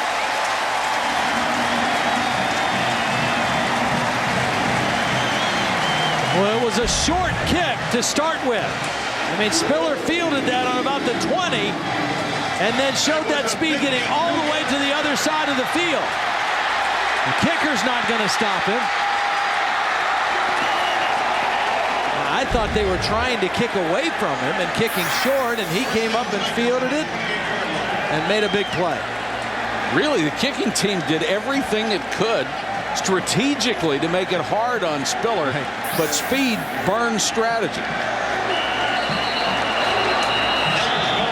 So here is Clemson again in perfect field position, starting their offense again in Florida State territory. I mean, when Florida State kicked this was a directional kick, and when you move the kickoff from back to the 30, you're going to see a lot of more teams going with directional kicks. So they want to pin him right here on the sideline and force him to go this way.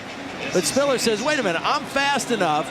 I'm going to go this way. And that's exactly what he does. Florida State is converging on him to pin him on the sidelines, but he breaks their contain with his speed. It looked like it was the right place to kick the football for Florida State, but the wrong guy to mess with. Yes, it was. Clemson has started 5 of 9 drives tonight in Florida State territory, putting tremendous pressure on the defense. How about the special teams at Clemson? They give up the block punt. They let Florida State come with the short field and get some points, and they come right back with a play of their own. Davis, nice hole up the middle. Lost the ball.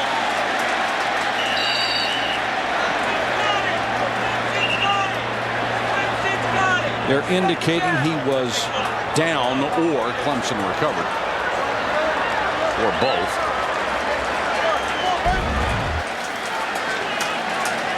Now, James Davis in this game last year against Florida State, he was pretty well bottled up. He only had 20 yards on 13 carries until the final drive of the game. And then he came up with 67 yards on 6 carries, including the winning touchdown from a yard out with 8 seconds left. I mean, he's a guy who, as the longer the game goes on, especially when you can give him some rest with C.J. Spiller's running it some, he's going to get stronger and stronger as the game goes on and harder to tackle. I love that stat. 55 of his 64 yards after first contact and an average of 8 yards a shot. It will be just shy of a first down.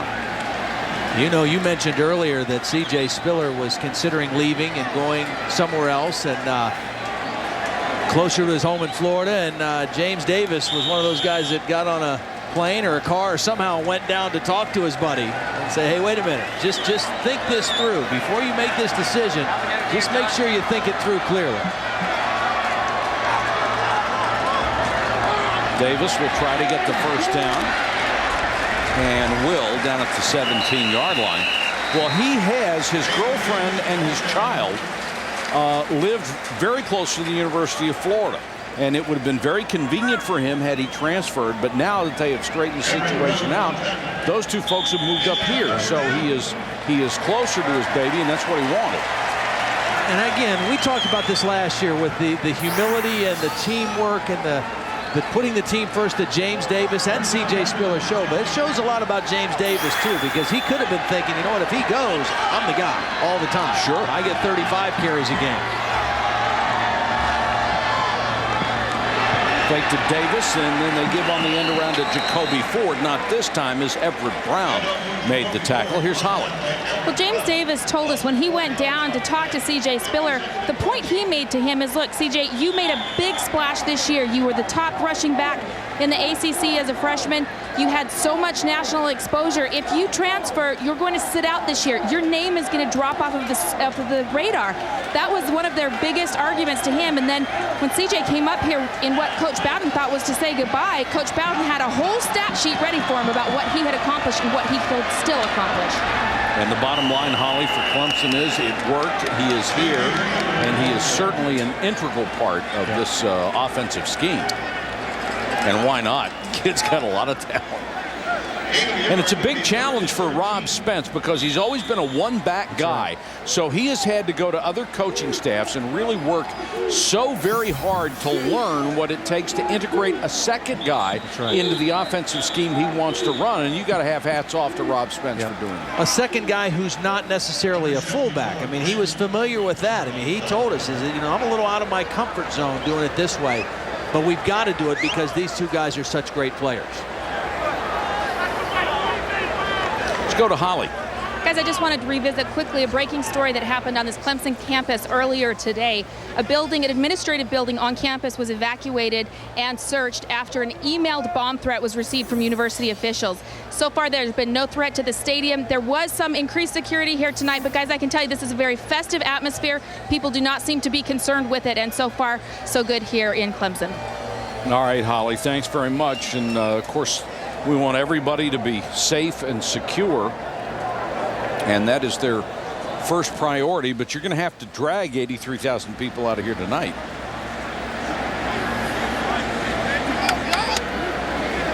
See South Carolina State troopers everywhere. This is the Brandon second. Pilgrim is hurt. Yeah, the second lineman to go down with an injury. We saw Thomas Austin, the right guard, go down first, and his backup now, that's Brandon Pilgrim, who came in for Thomas Austin. Check in with Reese, see what we have coming up at halftime. Reese?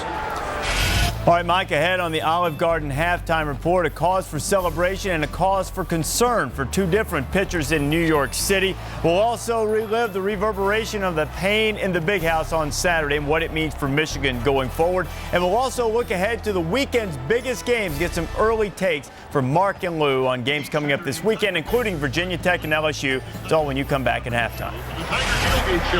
Reese, I wonder if Appalachian State, as a former 1AA team, can get votes in the 1A poll. I think they ought to.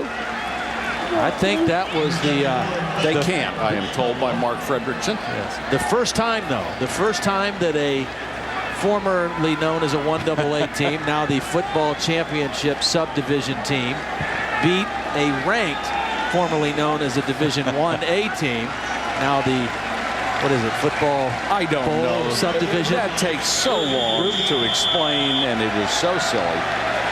Andy Hutchison will come on as Pilgrim comes out, so that's two linemen that Clemson has temporarily at least lost here in the first half. Harper under pressure. Flag is down. That might be a face mask.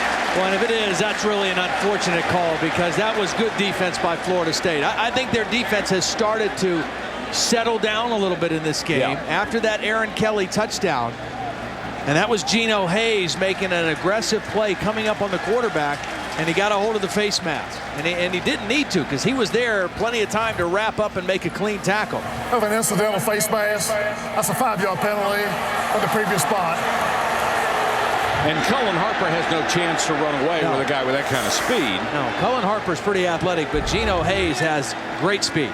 Hayes and Ball converging, and watch the right hand. He got him. See, but he came off of it. He didn't use the face mask to make the tackle or pull Harper down, so that's a good call, making it a 5-yard penalty, but they do get another shot at third down. Hayes, the only returning starter among the linebackers. 3-man rush. Harper with time, throws for the end zone, jump ball knocked away. He was nearly intercepted. Tony Carter, the shutdown corner, had a crack at it. It was intended for Tyler Grisham, but Carter was in perfect position. Yeah, they tried to go to that pump fake again. Now they've had a little success with it. This time, nobody bit from the Florida State secondary, and Carter comes over to help out his partner there, J.R. Bryant, on defending of Grisham.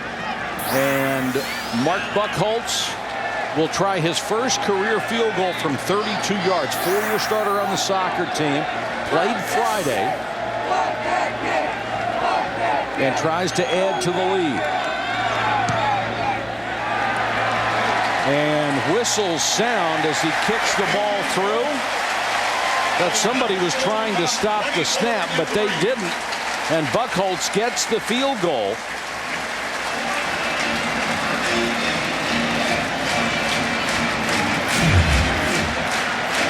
Well, there is Todd's RV. This is nice. Yeah, it was nice. We had a few little problems, but I wanted to take a little different trip this week because I had the Virginia Tech game on Saturday and I had this game tonight, and neither place real easy to get to. I decided I was actually here's how it happened, Mike. I was at the Pro Football Hall of Fame parade back in Canton on Saturday, the week of the Hall of Fame, and I'm sitting there with my family, and I saw John Madden's bus roll by in the parade, and John's waving to all the people in the parade, and I thought, you know what? I should look into getting an RV for this first week, because getting to Blacksburg and getting to Clemson, those places are hard. I want to go watch practice. So I went to a local RV dealership in my hometown and talked to them about maybe a rental arrangement, talked to ESPN. They said, yeah, I mean, if you're up for it, go. I got my best friend from high school, John Dietz, who works for the gas company. Great guy.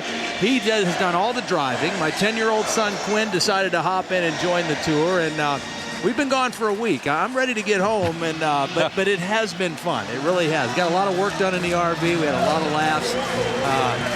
Slept in it, showered in it, did the whole deal right in the middle of the tailgaters the last couple days here in Clemson, and it was a fun way to experience college football. All right, I like it. You want to do it? I like it. Sure. Next week? Absolutely. There's a lot of tailgaters at Penn State next week. I can guarantee you that.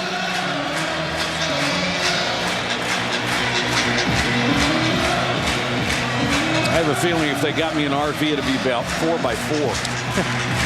Sleep standing up. Yeah, this thing was big. A lot of things that it wasn't, but big it was. 40 feet long. 24-3. Clemson to kick it away. And a beautiful kick. That one goes 6 yards deep in the end zone. Todd, there were some real amazing stories from this first weekend of college football. Oh, we mentioned, the upset of Appalachian State against Michigan can happen to any big team. If you don't come ready to play and those little guys go up there with nothing to lose and everything to gain. It was a wonderful win for the team from Boone, North Carolina. Cal made a positive statement in their win over Tennessee. They were embarrassed last year in Knoxville. They came out and looked great in their first game. Wasn't quite so great for Charlie Weiss and Notre Dame. They stumbled all over the place, played 3 quarterbacks, 122 yards of offense. They've got to get things turned around before Penn State next week. And I was in Blacksburg, and it was a great place to be for the return of all the Hokies, players, fans, community, back to a football game in Blacksburg. Florida State right now seemingly content not to do anything silly deep in its own end under a minute to go.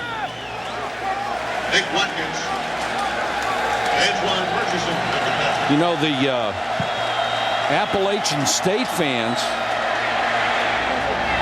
as this pass is tipped and incomplete, tore down the goalposts in Boone, North Carolina. When the game was over, they went over to their stadium and tore down the goalposts. That's pretty good. Next week, Monday Night Football returns to ESPN, kicking off with a doubleheader, first at 7 Eastern. It's the Ravens against the Bengals, and at 10:15, the Cardinals and the 49ers. Don't miss the return of Monday Night Football on ESPN next Monday night. We actually laid on the air horn on our RV when we drove past Boone, because we actually passed it 4 times during this trip, because we went to Clemson, went back to Blacksburg, went back to Clemson, and we'll pass it again tomorrow when we go home. 3rd and 6. Weatherford throws, tipped and incomplete. Big hit by Hadrian Lewis, a backup corner who laid the wood to Preston Parker. Well, what do you do here if you're Tommy Bowden? Do you go after this punt with 36 seconds left? You've got 1 timeout left. Or do you try to let Jacoby Ford or C.J. Spiller make a big play on a return? I like the return. If you've got C.J. Spiller. Yep.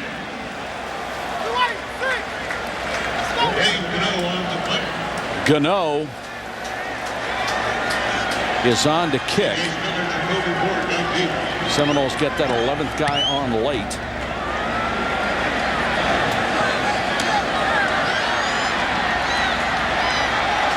Ford stumbles as he tries to get outside, taken down at the 33-yard line. Patrick Robinson chased him down after a 4-yard return with 23 seconds to go. Florida State offense 31 plays, averaging 2 yards a play. You take away the 22 that they got on a first down scramble, 30 plays, 40 yards. Ouch. Ouch is right. And this is again, it starts with their inability to run the football, and you see Jimbo Fisher. I mean, they're going to have some soul searching to do in the locker room at halftime. There's no question. They got to find some things that they feel good about doing. I think it's going to have to be Drew Weatherford in the shotgun throwing the football. 9 straight possessions with no first downs for Florida State. Give that Clemson defense a lot of credit. They will walk off the field with a 24-3 lead. Let's go to Holly. Coach, how do you assess your new offensive performance in the first half? Well, offense and defense does not look good at all. It's blocking and tackling. They're blocking, we're not blocking. They're tackling, we're not tackling. It's as simple as that. If we could turn that around, we'll probably be ahead. All right, thanks, Coach. Thank you. Our halftime score is Clemson 24, Florida State 3. Let's join Reese Davis for the Olive Garden halftime.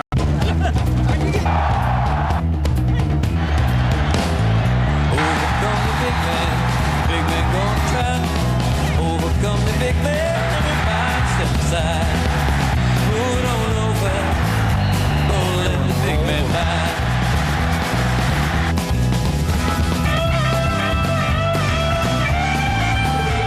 Well, the big men on campus tonight have been the Clemson Tigers. They have dominated Florida State 24-3. Welcome back to Death Valley, everybody. 19th ranked Florida State losing by 3 touchdowns. It really hasn't been that close. Just a dominant performance by the Tigers. Really has, and particularly the defense. I mean, I think the offense has played well. Cullen Harper has been pretty solid in his first start. Of course, you got Davis and Spillers, but it's really been a story about the Clemson defense. They have been swarming, fast, physical, all over the field. And you know, for Jimbo Fisher, the offensive coordinator at Florida State, the thing he's got to tell those guys in the locker room, hey, guys, I don't think it can get any worse than this. We did not convert a third down. We gained 62 yards of total offense, and if you take Drew's scramble for 22 out of that, we got 40 yards of offense. We're better than this. Okay, let's go out and let's start making some plays. And I just think that they've got to throw the football to try to get back in this game. Drew Weatherford is a big, strong quarterback. They've got some skill at wideout. They just got to give him a little time to throw the football. Well, the ground game has been non-existent. Non-existent. That's right. And now's not the time to try to fix that. I mean, you fix that on the practice field next week. You're not going to fix that tonight against this Clemson defense. There's Jacoby Ford.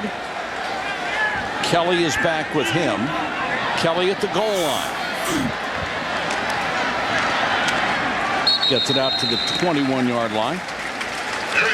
We talked about thunder and lightning. James Davis, the power guy, shows some balance and vision also.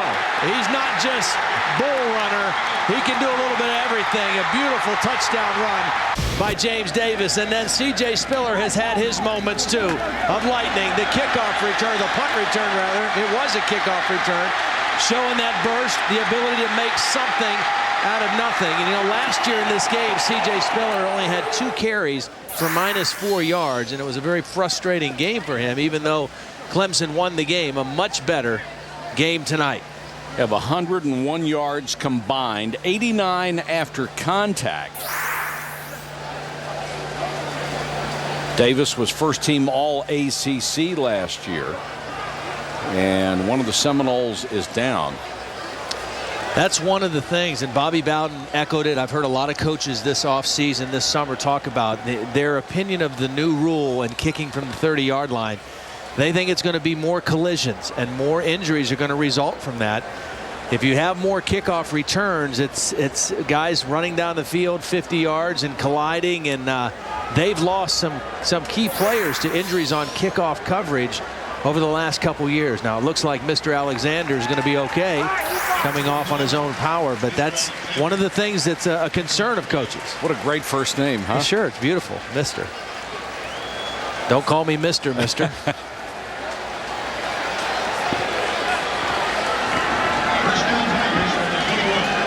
It's really an odd look. Clemson starting from its own 21-yard line instead of in Seminole territory. Davis, the single setback, will get a carry and only gets a couple of yards, but Thacker dragged him down. Let's go to Holly Rowe. Holly?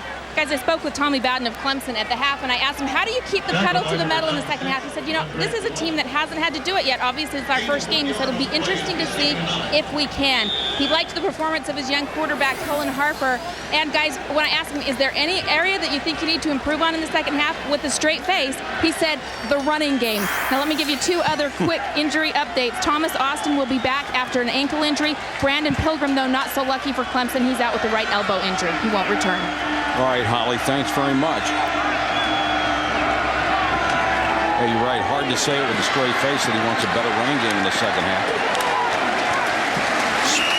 Sadat Chambers getting a chance to play. Takes the little swing pass from Cullen Harper and is taken down. What do you think of Harper so far? I think he's done okay. You know, his numbers aren't really impressive, but he hasn't thrown it to the wrong color jerseys. He's managed the game pretty well. His ball handling has been solid. He's got them into the right plays the majority of the time, and I like his presence. You know, I mean, he looks calm and cool during the course of the game. And right now, that's all they're asking for him, right? That's right. Him? That's right. That's Jacoby Ford, and that doesn't look good. The way he's holding that right shoulder. And this will be a first down. Darrell Berry, a sophomore tight end. That was a nice little reaction by Cullen Harper because it was kind of a quick read. There was pressure. He spotted the tight end alone and just kind of a little pop pass to the tight end for the first down conversion. Now remember what Tommy Bowden said earlier this week. One of the things he thought he made a mistake with last year was when they had a big lead, they didn't work on their passing game nearly enough. And then it came back to bite them at the end of the season. So don't be surprised to see them throwing here up 24-3, even though it's against a good team, Florida State. Yeah, you know, most of the time your logic says run the football and run the clock.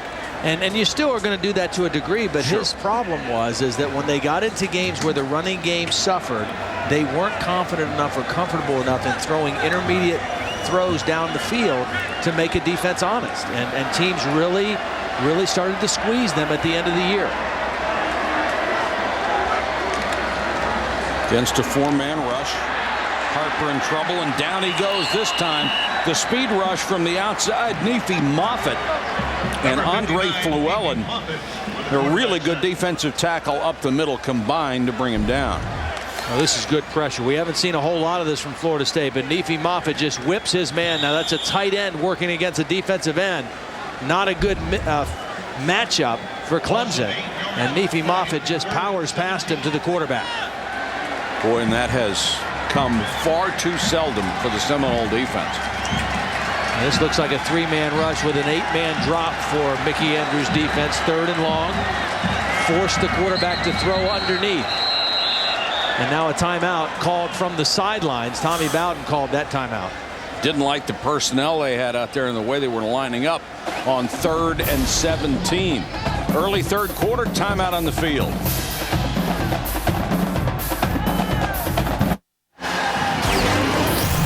Back at Clemson, South Carolina for the 9th Bowden Bowl. Florida State dominated it early, but look at Clemson. They have won 3 of the last 4 and have a big leg up on making it 4 of the last 5. 83,000 strong, and they've had a lot of fun watching this one tonight. 3rd and 17. Cullen Harper against a 3-man rush. Trying to take off. Spins out of a tackle. Harper slides in. It'll depend on the spot. He was right at the sticks when he slid. And remember, it's where he started to slide, not where he ends up, if you go feet first. And the spot indicates he's got it. Great recognition by Harper. Turns into an athlete at this point. Tucks it. He knows he's got to protect the football, and nobody's wrapping him up. So he just kept running forward, and he knew what he needed for the first down. Did he get there or not? I think he got it. Well, I didn't think he did. His feet hit that yellow line. Of course, it's not official, but it's real close, and that would mean the ball would be at least a yard back, but he got a great spot.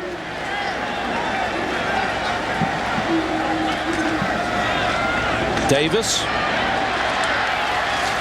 Well, that ground game's been pretty good, down to the 44-yard line. Here's what Bobby Bowden saw in that scramble. Dadgummit. Double dadgummit. He's down 24-3. He said, you got to tackle that guy. Blocking and tackling. They're blocking, we're not. They're tackling, we're not. They didn't tackle that time. He's seen it all, and he recognizes the basics aren't being done for his ball club right now. At least not well enough. Davis again. Now, we haven't seen C.J. Spiller in this series. We think he's experiencing some leg cramps. So we've seen Sadat Chambers in here. We've seen 2 or 3 tight ends in a couple times. James Davis, the one consistent. Now he's coming out. Very hot, humid night. And look at the disparity in yards. 248 for Clemson, 62 for Florida State. Cullen Harper did a really nice job on that last play of continuing to carry out what might have been a fake after he gave the ball to Davis. That'll come in handy later, perhaps. It's Rendrick Taylor carrying the football out of the fullback position. A lot of different formations. He's listed as a wide receiver, but he's 6'2", 240 pounds. So he's really more like a tight end, H-back, fullback type player. He's out of Clio, South Carolina. Had a lot of injury problems in his career. He's had to really fight through those things. He's a big physical guy that gives them some flexibility in some different personnel groups. And you're right, he is listed as a wide receiver. That is a big wide receiver. Mainers to punt. Gets really good protection this time. Kicking to Parker. Parker lets it go. Unfortunately for the Seminoles, it reaches the end zone. A punt of 41, no return. Can Drew Weatherford and the Seminole offense get a spark? They're down by 3 touchdowns.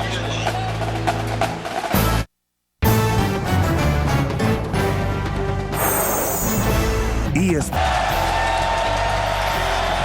83,000 at Death Valley here at Clemson, enjoying opening night because their Tigers are up 24-3 on the Seminoles.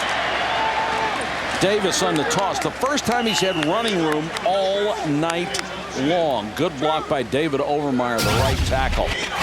Well, this has just been a dominant effort by the Clemson defense. Vic Koenig, the defensive coordinator, has had his guys prepared, and they've played fast. He said, you know, I kind of wish we had a little bit of more movement, a little more stunting, but just over the last 3 or 4 days, we just started doing everything right, and so I decided to keep it simple, and that simple plan has worked to perfection tonight. Anton Smith with that last carry picked up 7. Smith again, this time great hold, drives over the 40. And Tremaine Billy made the tackle. That was the first FSU first down since we were 30 seconds into the ball game.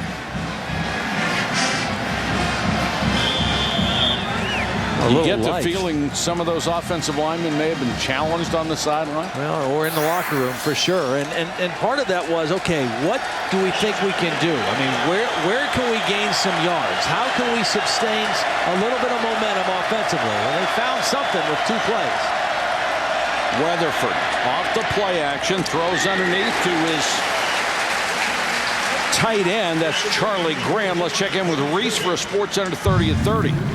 All right, Mike, a couple of pitching stories out of New York. First, Pedro Martinez is back from rotator cuff surgery. He wins his season debut and records his 3,000th strikeout in the process as the Mets beat Cincinnati 10-4. Pedro did hit 90 on the radar gun. Meanwhile, Ichiro took Roger Clemens deep, got his 200th hit in this game, and Clemens in the Yankee loss felt some pain in his elbow. He's going to have an MRI. Sports Center after the game. Stay current with ESPN News. Weatherford dragged down, sacked by Nick Watkins, their leading tackler from a year ago. Clemson has not blitzed a whole lot. But they did this time, and it was Nick Watkins who came on an inside linebacker blitz. Watch these two linebackers come on the inside rush. They timed the snap perfectly. They crossed over the center's face, and Watkins came clean right to Weatherford. A well-called blitz by Vic Koenig, and again, the mastery of this Clemson defense showing itself again. 3rd and 12. Weatherford has to go to the shotgun. 4 wide receivers. Steps up, throws underneath. Well, I love that play by Drew Weatherford. You know, his team's struggling. He's not able to really set his feet and be comfortable in the pocket, but he doesn't just take off and try to run. If he does that, he's tackled short and they're punting. He took off to just buy time, but kept his eyes downfield. Watch him. He scrambles, but he's never loses sight of his receivers. He dumps it off underneath and lets Anton Smith make the first down. And this is really good work by a quarterback who's leading an offense that is really struggling right now. And good job by Smith, because he had to get those extra yards on his own to get the first down. Here's Weatherford again under pressure. And it was DeAndre McDaniel coming up to force him back in the pocket. Cumbie made the tackle. And it looks like the flag may be against the Seminoles. It'll be 2nd and 11. I think you deny or decline this penalty. 2nd and 11 or 1st and 15. And another free rusher for Clemson.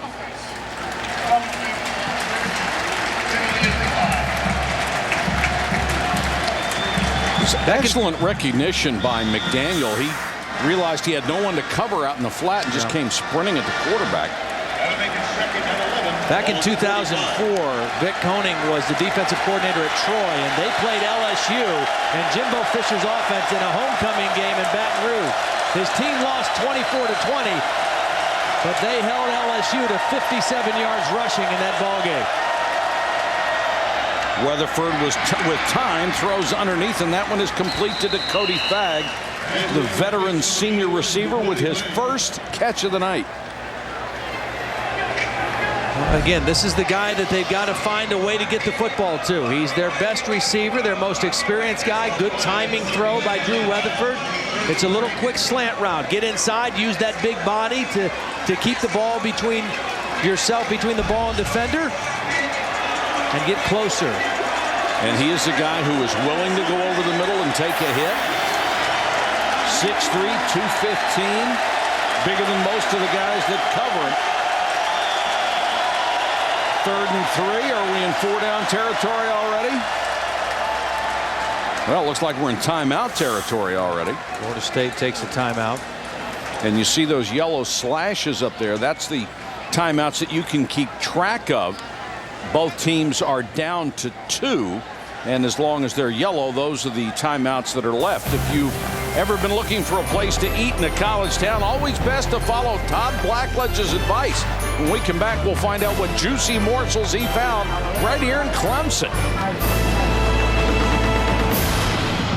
ESPN's College Football Primetime, available on ESPN HD, presented by Pioneer Kuro HD TV.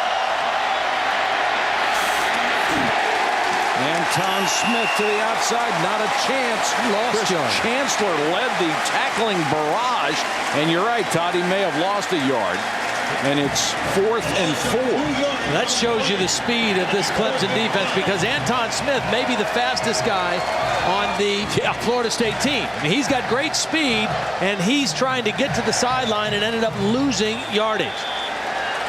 And now you have 4th and even longer, and Drew Weatherford almost has to throw the football on this down. I like this call, don't you? They have to. They have to. Weatherford to the gun. He has 4 wide receivers.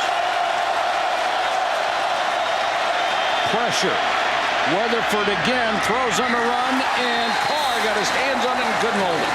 There is a flag down. And Weatherford was buried again. Well, Deron Rose, the left tackle, he just got whipped at the start of the play. He got beat to the inside, and then he reached out and grabbed to try to make up for the mistake.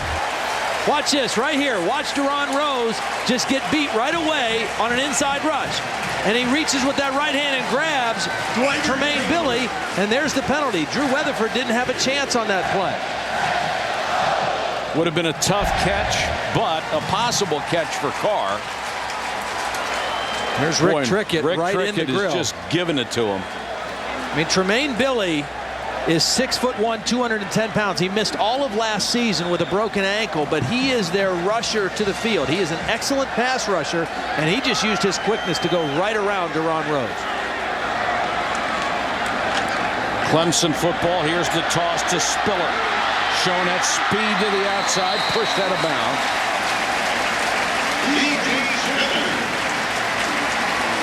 Tony Carter pushed him out. Well, they're creative. I mean, Rob Spence has done a great job of calling plays. I mean, they're inside, they're outside, they're reverse, they're sweep, they're a little bit of everything. They've done just enough to keep what I think is going to be a very good Florida State defense off balance tonight for the most part the entire evening.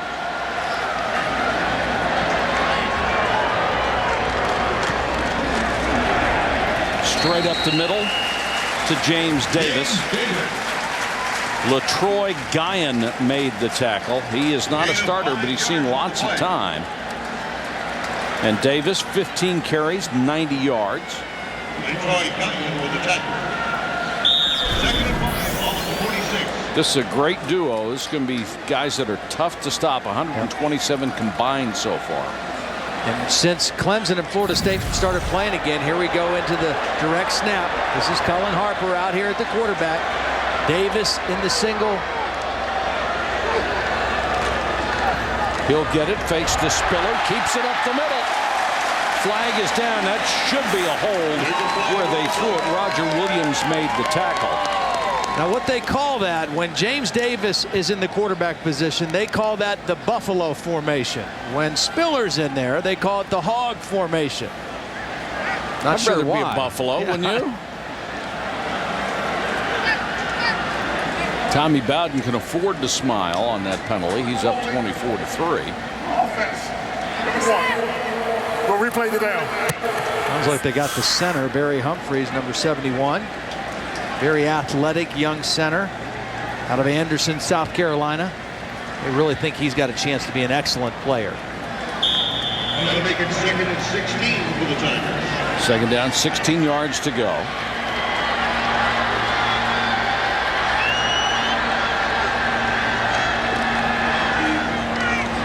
Flanker screen.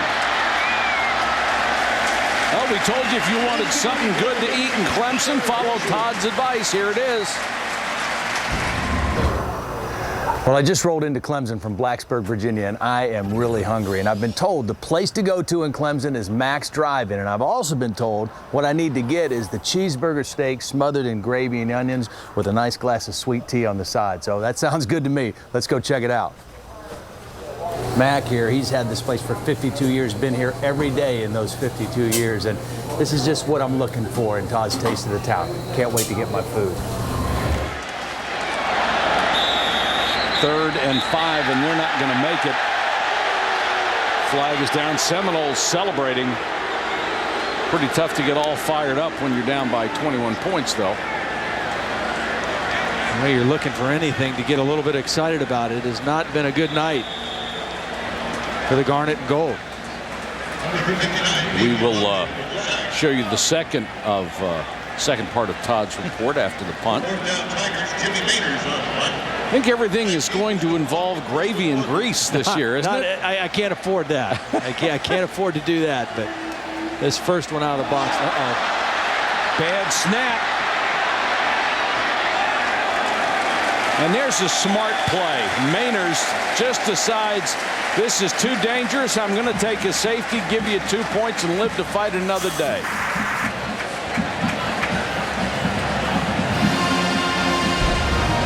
Yeah, this one way over the head of Mainers. And you're right, a pretty smart play. You've got a nice, comfortable lead. The only negative, you're going to give the ball back to Florida State. Yeah, that looked like run, Forrest, run, didn't it? Yeah. Right out of the end zone. Leonard, the deep snapper, airmailed one. Good job by Jimmy Mainers to chase it down. So now they have a free kick from the 20, and it's 24-5. So you still got a 3-touchdown lead. Sure you do. But Florida State should get.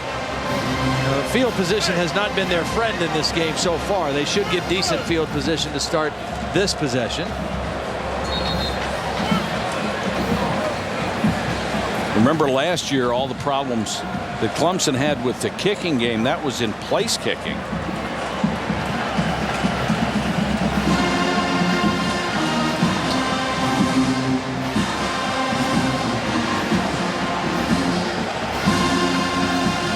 They can either place kick this or punt it,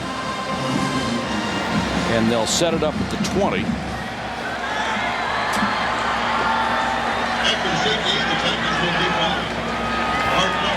And we've got Parker and Garvin deep to return.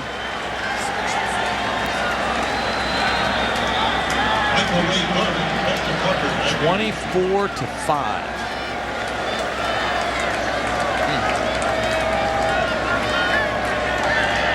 Buckholz to kick it away.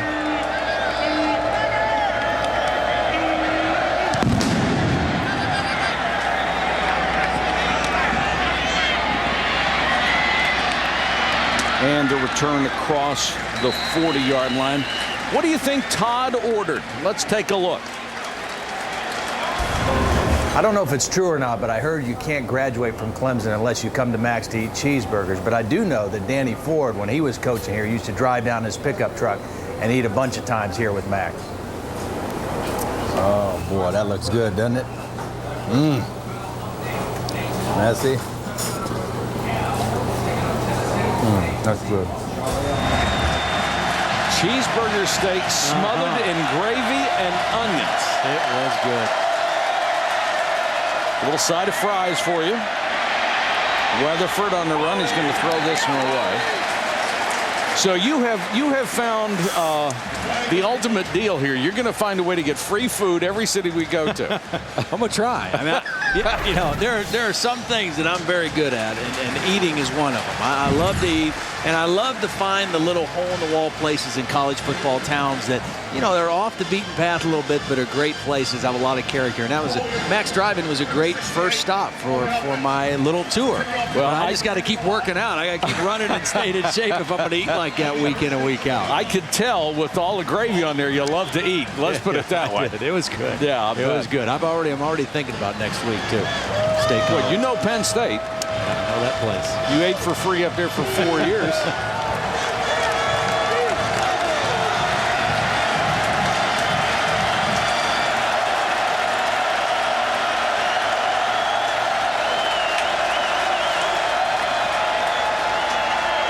Weatherford under pressure again. The stunts have really bothered the Florida State line. Complete pass to Parker, made the catch. Of course, we will be at Penn State this coming weekend. 6 Eastern is the game time start against Notre Dame.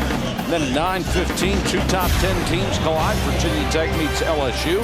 College football primetime presented by Hampton Saturday night on ESPN. And Notre Dame got off to just a horrible start this weekend. I would expect they'll be better this week. I think they'll probably settle on a quarterback and fix some of the problems they had against Georgia Tech. Blitz coming. Anton Smith to the outside to midfield. And up to number 6, Anton Smith.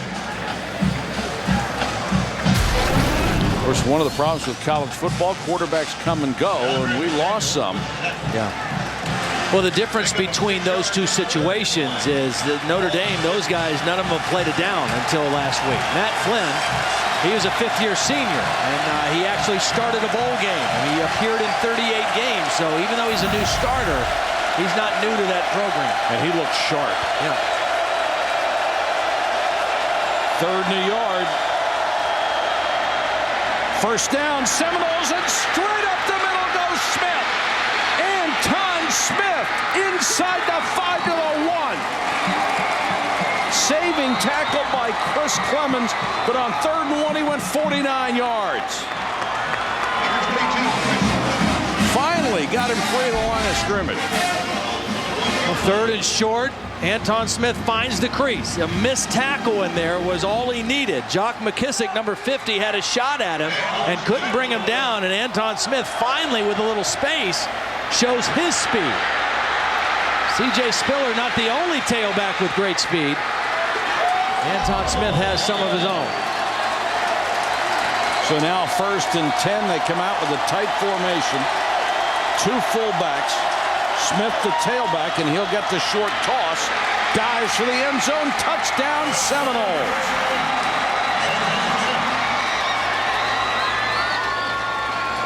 The safety for 2. It set up the free kick and gave them decent field position. Absolutely. And now it looks like they will go for 2. This would make it 24-13 if they convert. We still have a whole quarter of football to play. And if Florida State starts to get a little energy. Now, the one thing these coaches talked about, Rick Trickett, particularly the line coach, said, I know we're in shape now. You know, this team lost 5 of its 6 games by a touchdown or less in the 4th quarter, and he thought it was because too much weight and too much fatigue.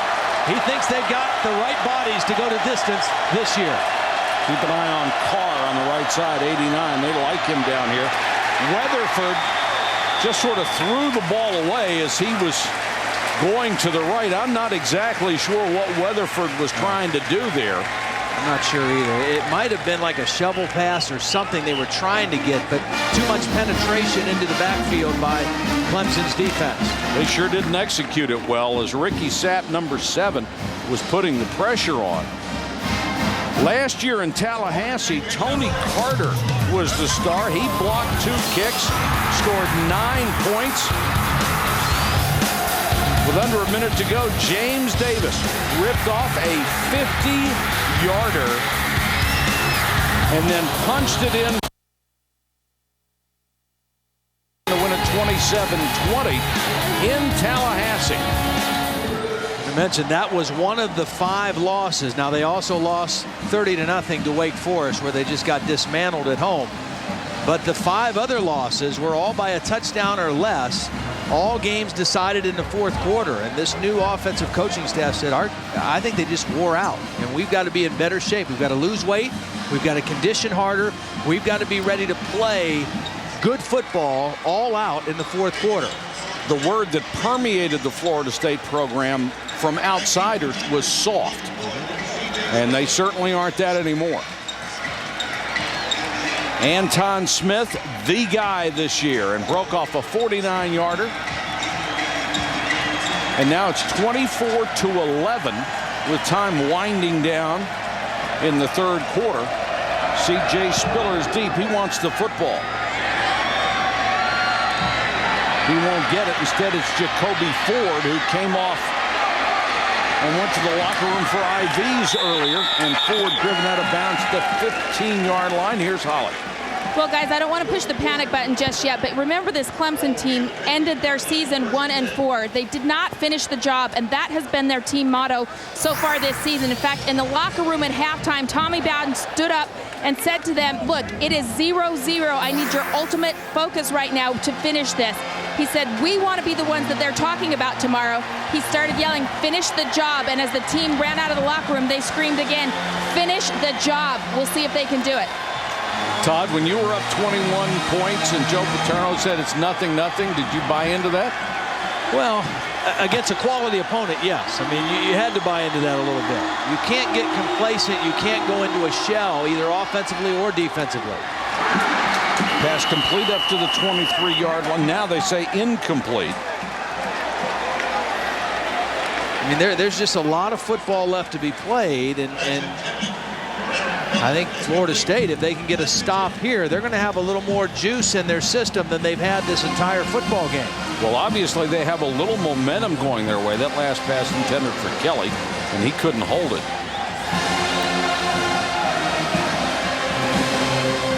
You didn't see that kind of stuff when it was 21-0. No, there wasn't a lot of energy on the sideline. Spiller to take the direct snap. They didn't get the playoff.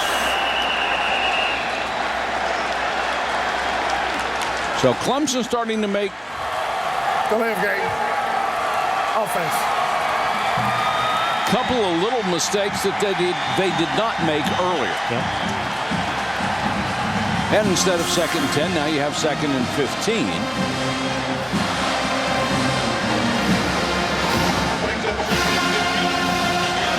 Clock stop with 27 seconds to go, third quarter.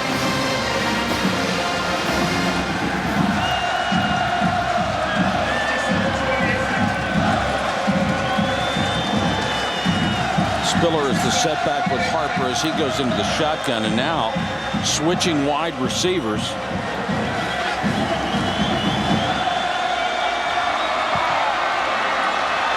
They're just having a tough time getting lined up right now.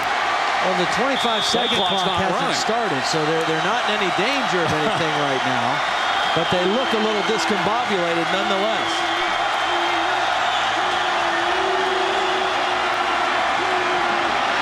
Harper under pressure. They got him in the end zone. And you know what? That's a holding with the quarterback in the end zone.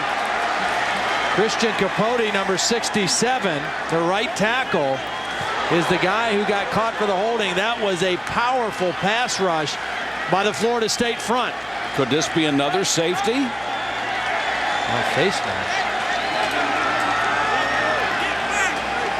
Well, he held him. He held him by the face mask.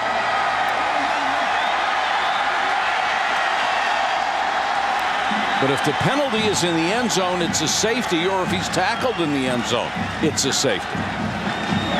I think he threw the ball.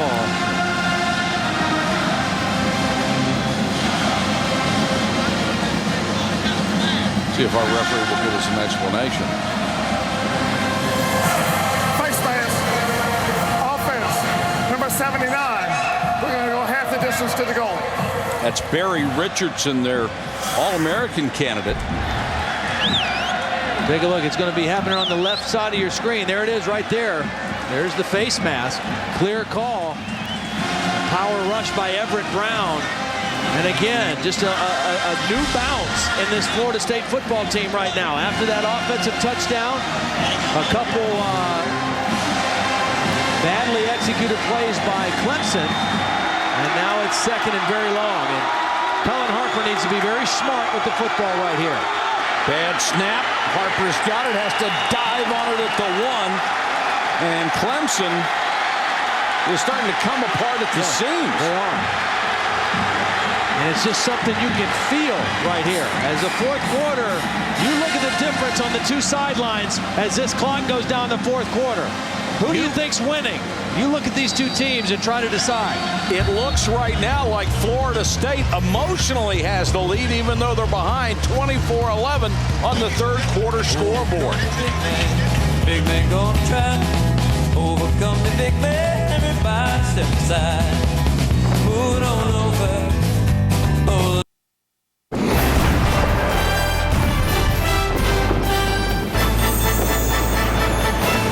Welcome back to Clemson, South Carolina, where things have flopped around a little bit, folks. 24-11.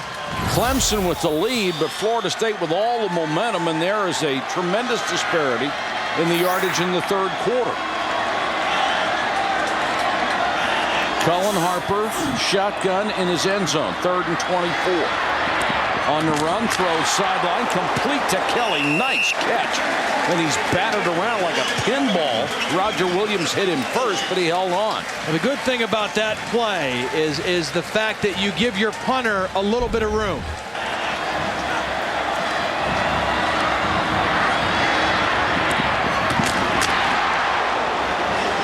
You don't pick up the first down, but you do give your punter, Mainers, a little breathing room back there. It's a longer snap, and he's not with his feet at the back of the end zone.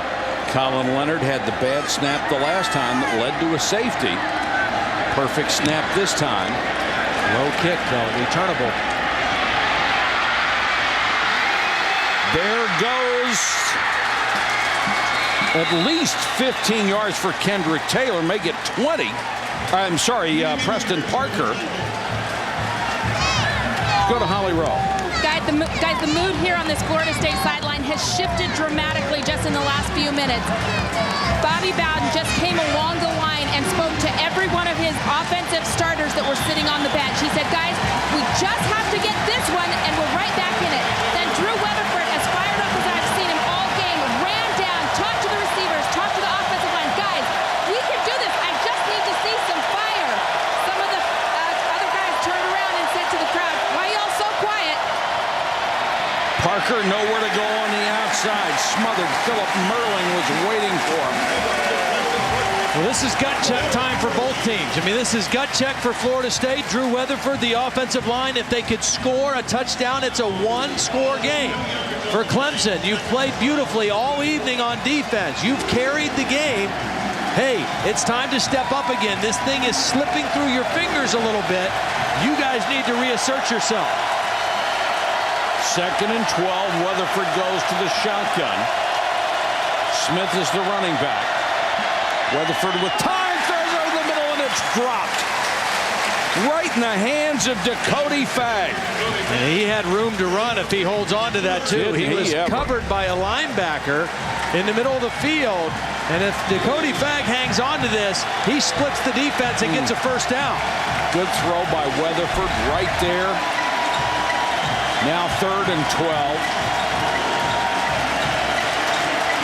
They got to get out of the huddle. They're going to be down to inside of 10 seconds, and they don't want to waste any more timeouts. Weatherford has not looked at the clock yet. Now he sees it. Tells him to hurry up. They do. Weatherford with the screen. It's the tight end, Charlie Graham. They don't get the first down, but this is a nice call. Anticipating blitz, the pressure came. They ran a little tight end screen right in the spot that was vacated by the blitzers and came up a hair short. Now you've got a chance to go for the first down. Your other alternative would be like a 42-yard field goal try, but that would only get you within 10. What's the call Jimbo Fisher wants to make? It's his offense. They got to call timeout. They took too much time getting the play in, and they've had to use their second timeout. But I'd rather use it here on 4th down than having to waste it the down before on 3rd. When we come back, maybe the play of the game, 4th and 3. Florida State had to burn another timeout. They only have one left. More importantly, they face a 4th and 3. Weatherford in the gun. 3-man rush. Throws on the run, got Carr, first down. To the 16-yard line. The speedster stopped short, and Weatherford found it. You said a 3-man rush, so 5 should block 3, and they did. And Drew Weatherford bought himself a little time and a better throwing lane, vision-wise. Rolled to the outside and made a nice throw to Greg Carr, who's been very quiet tonight. But that, a very big catch for the Florida State team. Carr averaged 18.2 a year ago. I think you go back to 6 here and see if he can do something running it. Anton Smith hit at the line of scrimmage, spins forward for a couple. Sapp and Lewis made the tackle. You mentioned earlier that Florida State likes to throw that ball up high to Greg Carr. This is the closest they've been for an opportunity to do that. However, that is one thing that Vic Koenig really worked with his defensive backs. And he said for 10 days straight, up until just a couple days ago, 5 minutes a day, they just worked on those jump balls against tall receivers. Let's see what Florida State does here. Carr has 21 touchdown catches in his career. Weatherford underneath throws the short route to Dakota Fagg. Fagg pushed out of bounds as he reached the 10-yard line. Stops the clock with 11:47 to go. Did a nice job of making one guy miss. I mean, that looked like Cresden Butler was going to wrap that up for no gain or maybe even a loss. And Dakota Fagg, with that strong body, did a nice job breaking one tackle and turning it into a positive gain. A very manageable 3rd down and 5 right now for Drew Weatherford. Well, they do have some big receivers. Fagg 6'3", 215. Carr is 6'6", 215. Boy, they're really down on that play clock again. Here they are inside of 5 seconds. Very risky. Rush it. They're not going to get it off. That's terrible. It's 3rd and 5, and now they go back to 3rd and 10 because they can't get the snap. That's on the freshman center, Ryan McMahon, because the quarterback, Weatherford, is trying to get him to snap the ball. He's a true freshman. True. But it's also on the quarterback or on the whole system of getting the play call, because they're in that situation where they've got to rush the whole thing at the line of scrimmage. You got to get out of the huddle quicker so you don't have to rush at the line of scrimmage. And it's tough to criticize McMahon, who was a freshman playing that position. Right. I mean, he's trying to make all the line calls. So now 3rd and 10, tougher down, tougher distance. 4-man rush. Good protection. Weatherford to the end zone. Touchdown. Richard Goodman with his first catch of the night. What a nice throw by Weatherford. And look at this. All of a sudden, the Seminoles are right back in this game. That's hard to believe.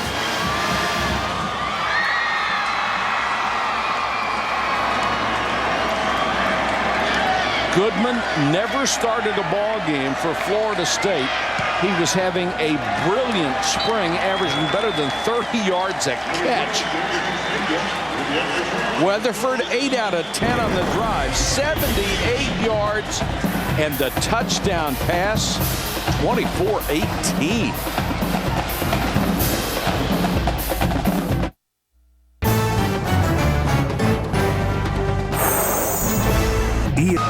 That's the SO Club, one of the great watering holes in the South here on campus at Clemson, where you can either get regular or extra.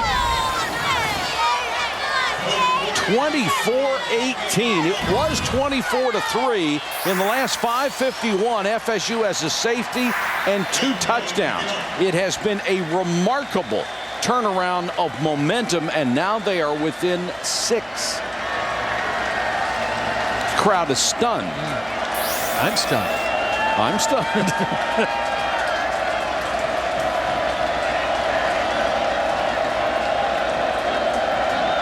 Two of the best Clemson has to offer are deep. Ford and Spiller. Spiller from the goal line.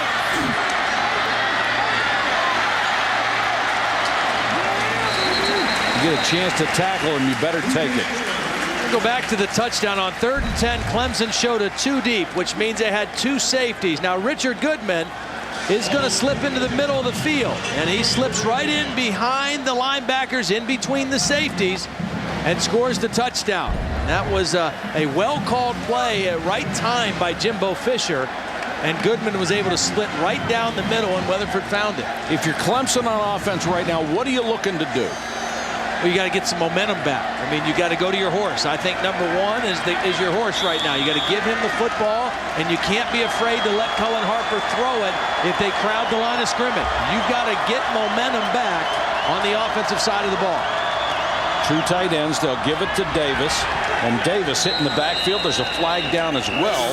He'll lose yardage, and Bud Thacker was in there to make the tackle for the Seminoles. And Clemson now starting to make the same kind of mistakes that got Florida State in so much trouble in the first half. That's exactly right. Barry Humphries, the center, called for holding. The second time he's gotten called for holding. 71 offense. So 10 yards from the previous spot. We'll replay the down. So they'll back him up and take 1st and 20. And if you're Tommy Bowden, you're trying to think of anything that gives you a little edge here. Even a first down would be big. And the Seminoles look totally different, don't they? Yep, they sure do. It's like they switched uniforms. Harper in the shotgun. 3-man rush. They drop 8. Harper throws underneath to Davis, and Davis will only get to the 19-yard line.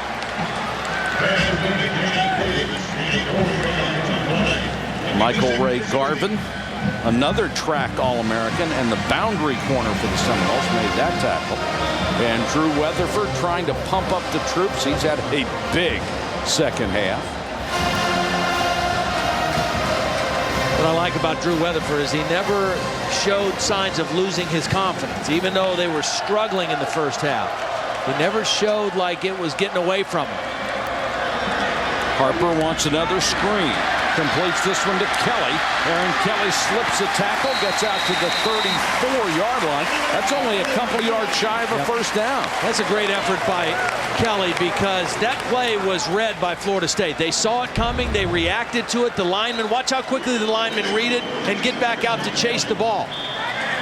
But Kelly did a nice job of breaking a couple tackles and getting that ball forward close to the first down.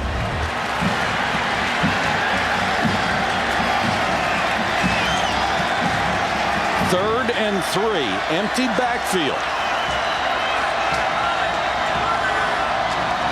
Harper back to throw, throws to Kelly, and Kelly takes it at the 39 for a first down. Nice throw. Michael Ray Garvin had to make the tackle, and I was really surprised that they told Florida State they were going to throw with an empty backfield. Well, they got what they wanted. They got their 6'5" receiver against 5'8", 180-pound Michael Ray Garvin, and he just used that big body to shield the defender from the ball. Kelly, 5 catches, 98 yards. Here's Spiller. Looking for a block. Unfortunately, he was looking at Cullen Harper, and Harper was in no hurry to get in front of him and level somebody. And one of the Seminoles is down. And it looks just like an equipment issue right now.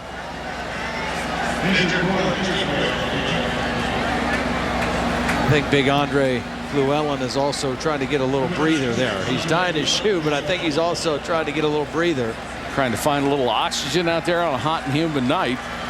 You know, the thing about it, it has been, and it's always hot in the South, obviously, in August, but I think in both Florida and South Carolina, it's been a particularly hot summer. Both these teams are used to training and going to camp and two-a-days and all of that in this kind of weather. I mean, it's different for us coming from different parts of the country, spending a couple days down here. But for these guys, this is kind of the normal way to play football at this time of year. 2nd and 3. Spiller. Got a half-yard shy of a first down at the 49-yard line. Let's go to Holly Rowe. Well, guys, you're talking about the heat, and it has definitely been a factor. We've already seen 2 Clemson players, Jacoby Ford and C.J. Spiller, have to go to the locker room. And, guys, C.J. Spiller is not 100%. You can see him right now as he's kind of limping out. He is tight, he's cramping, and he is not feeling it right now. Also, Florida State, 4 different times I've seen guys run over and have to get stretched out. It's definitely a factor right now as this thing winds down. And really, for a lot of these guys cramping now, there's not going to be anything they can do about it. They're going to have cramps for the rest of the game on and off. 3rd, less than a yard. 3rd time that's happened. Flag is down. This could be a hole on the tight end Linthicum as they go for Davis on the toss. Or is it offside Florida State? Yeah. It is. I think for the 3rd time on a 3rd and short, they went with a longer count. They had motion and some shifting, and I think they got Florida State to jump off sides again. Guyan may have been the guy that moved early. Offside, 93 defense. The penalty is declined. The result of the game is a first down. You know, a lot of times you're thinking 3rd and 1, they're going to snap it quick. Well, they shift. They shift 2 guys. Now they bring a tight end in motion. This all takes longer time at the line of scrimmage, and they just got impatient. They're in that stance. They want to fire off the ball, and they give them the easy 5 yards. Clemson is getting close to field goal range, and a field goal would put them up by 2 scores. It would be huge at this point. Spiller. Flag is down again, and so is Spiller at the 39-yard line. Well, you just got to hold your breath every time C.J. Spiller gets the football.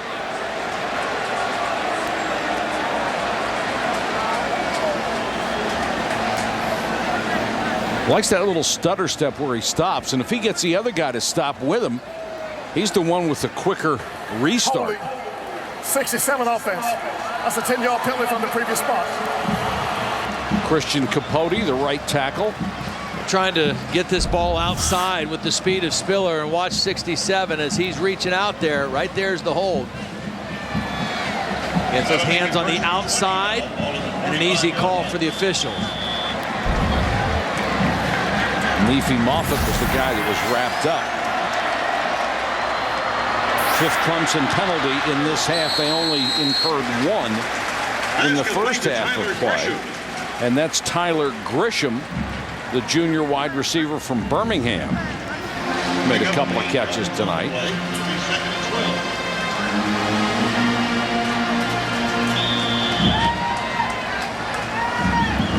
Spiller right now is carrying the load at running back. We haven't seen James Davis on this series. Of course, they still have plays in here, obviously, for a one-back offense that they have used too extensively. Again, the pass complete to Grisham. He's within 3 yards of the first down. Not only has this gotten momentum back for Clemson, but it's burning the clock. We're down to 7 minutes and 18 seconds, and that's to the Tigers' advantage. And it's been pretty aggressive. I mean, that's the thing. The way to get the momentum back is you can't be conservative. And Rob Spence, Tommy Bowden, they've decided to be a little bit more aggressive with their quarterback, with their play calling. Now we have Davis and Spiller in. Here comes the quarterback back to the shotgun. This is different. We haven't seen this. He's shifted from wide receiver back to quarterback. Harper with time. Kelly never saw it. Kelly was open, had a step on Tony Carter, and it looked like Cullen Harper threw a beautiful pass. Kelly just never saw the ball. Well, it was a two-man route. Kelly was working on Carter, and you also had C.J. Spiller working on a defensive back. I think Spiller might have been open too. But Aaron Kelly, I think he was looking back to see why there wasn't a penalty called, and he never found the football. Well, you can't go woofing at the referee in the middle of the play. And now they'll have to punt it.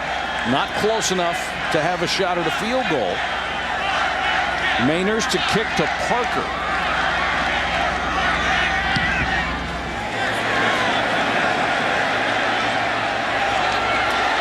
And what a bounce. What a bounce. The ball got right to the goal line and then made a U and went back the other way. A 35-yard kick out of bounds at the 4. And when this thing hit, I thought for sure it was going to just bounce into the end zone. I'm thinking, how do you kick it right to the end zone? But it did. It took a direct left. Wow, that's beautiful. Exactly what the doctor ordered for Clemson.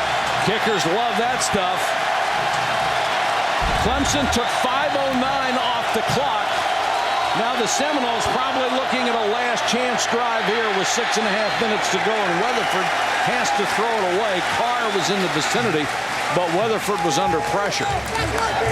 Philip Merling, number 94, with the pressure. He's had a pretty good ball game tonight. Both these ends, Philip Merling more a natural defensive end, Ricky Sapp and Kevin Alexander playing what they call the bandit end here in the Clemson defense, a position that Gaines Adams played last year so well. And Scott and Jackson, the starting tackles, have been pretty good too. They've really limited Anton Smith. 96 yards away from taking the lead. Weatherford under pressure. Down at the 6. When you take that short drop, Todd, if you don't find that receiver right away, you're in trouble. And he did the only thing you can do. If you don't see it, you better just tuck it and go straight up the middle. Get what you can get. Don't lose yardage. Don't take a sack, and don't throw it into coverage. Gaines Adams, the 4th overall draft choice in the NFL draft this year, imploring his defensive teammates to make a stand. 3rd and 8.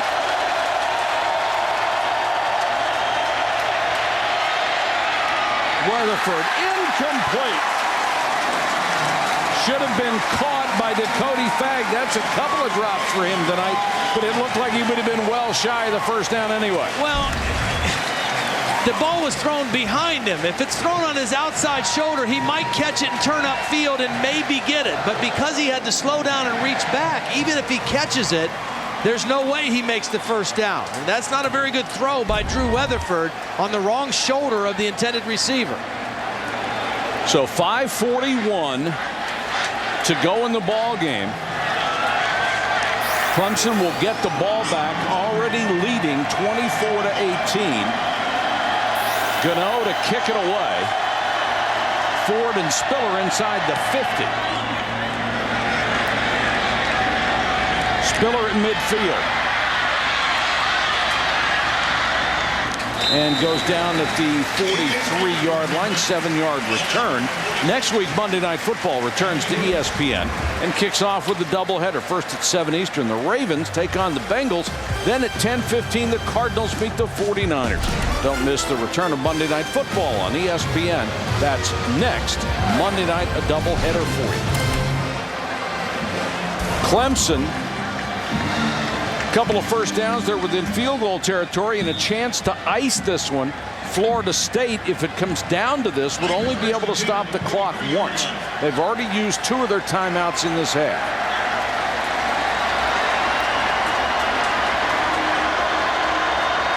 Davis is back in as the tailback. He'll get the carry.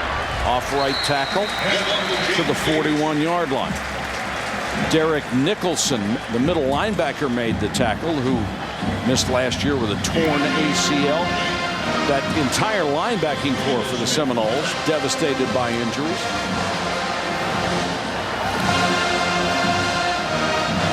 And the clock now becoming Clemson's best friend. 4 minutes, 59 seconds and counting. Harper looks to the sideline. Play clock at 3. They call it a timeout from the sideline. Cullen Harper got that play off before the play clock. He got it off. It looked like 1. I don't think the coaching staff thought he was going to make it. Yep. Called the timeout. That's their second with 4:47 left. Great views of Clemson and Memorial Stadium tonight, courtesy of our friends at Outback Steakhouse, proud sponsor of the Outback Bowl. Outback Steakhouse provides aerial coverage for sporting events across the country throughout the entire year. James Davis back in there now. He was rested on the last possession, and this is where they need him to tote the rock right here. This series. Instead, they go out on a little swing pass to the sideline to Jacoby Ford. Fortunately, Ford stayed in bounds for Clemson and keeps the clock going. Myron Roll took him down. Since Florida State and Clemson started playing each other regularly in 1992, there's only been one Clemson running back that's gained over 100 yards against Florida State's defense. That was Raymond Priester in 1995, gained 111. Right now, James Davis, I think, is what, 3 or 4 yards short? 3 yards short of 100 on 17 carries. Spiller is in there now, so he's not going to get it on this play on 3rd and 7. Harper on the roll, throws, and incomplete. Grisham had a tough time finding the ball, and it may have been over the wrong shoulder, and he could not make the catch. So that stops the clock with 3:57 to go. So Clemson, 2 possessions in a row, has been almost close enough to try a field goal, but not quite close enough, and Florida State is still alive. Well, last time Mainers with the beautiful punt. I think Florida State's got to try to come after this punt. Put some pressure on him. Maybe he cause a shank if he sees too many white shirts in there. Don't let him drop one inside the 10 again.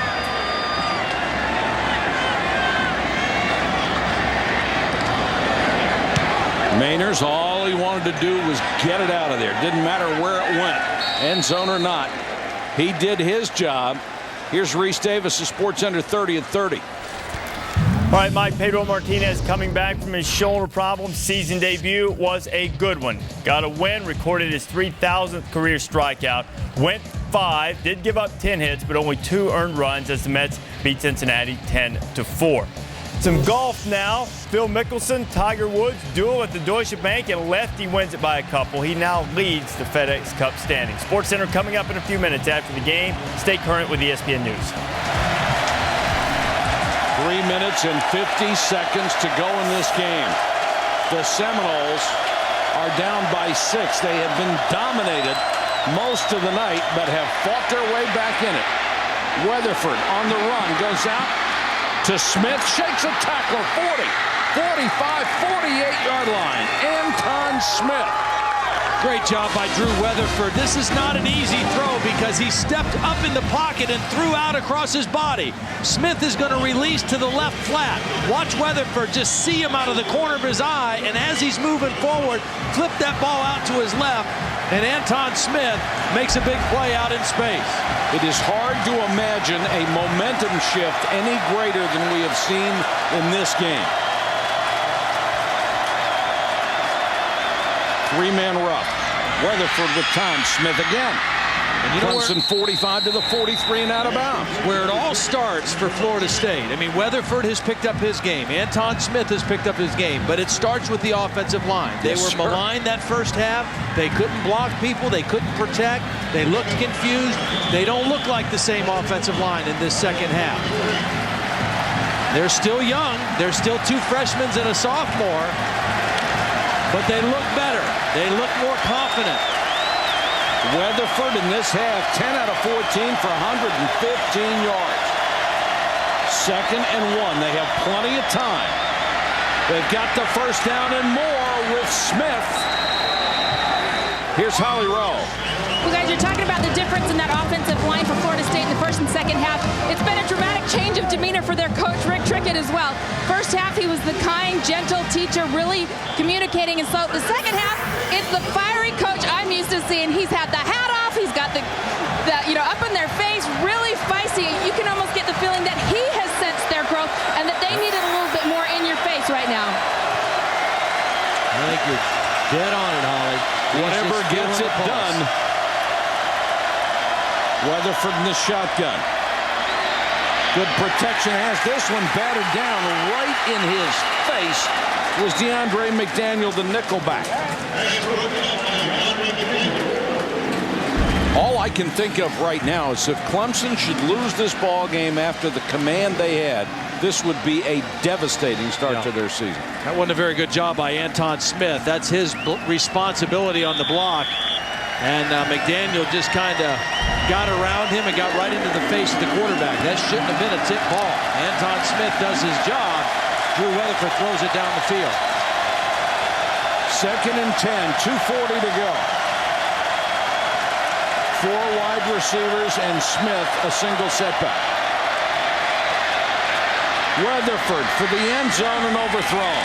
Intended for Dakota Fagg, but he was well covered. Stride for stride with him was Chris Clemens. Right now, if you're Drew Weatherford, if you're thinking if this is 4-down territory on this 3rd and 10, you don't have to get it all necessarily in one play, but you better get something. You don't want to take another shot like that down towards the end zone if you don't have a wide open guy. Get something that you can pick up on 4th down if you don't make it on 3rd.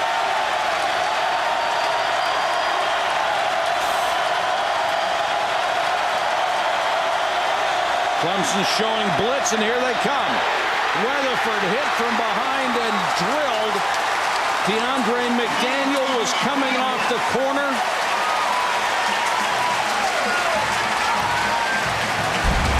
They timed this beautifully. Here they come, right here off the edge.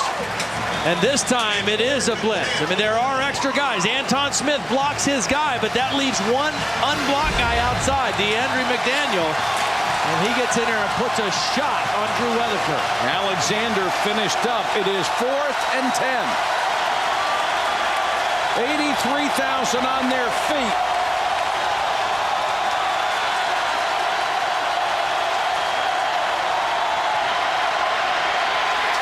Weatherford hit from behind and taken down. Philip Merling, big number 94.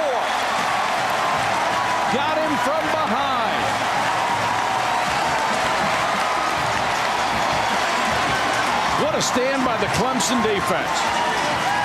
I mean, they've really been pushed to the wall. Here's Philip Merling right now. He's going to rush upfield, and as the quarterback steps up, he'll come off the block and make the sack. That's pretty tough for a tackle, Deron Rose, to block him, but a good effort by Philip Merling. No, he did hit. Rose did his job. Yes, he did. He can't tell where that quarterback is going, but he was where he was supposed to be in that pocket. And now Clemson will go to work on the ground. Remember, Florida State has that one timeout left. They're trying to strip the ball. The clock just winding away down to 2:06.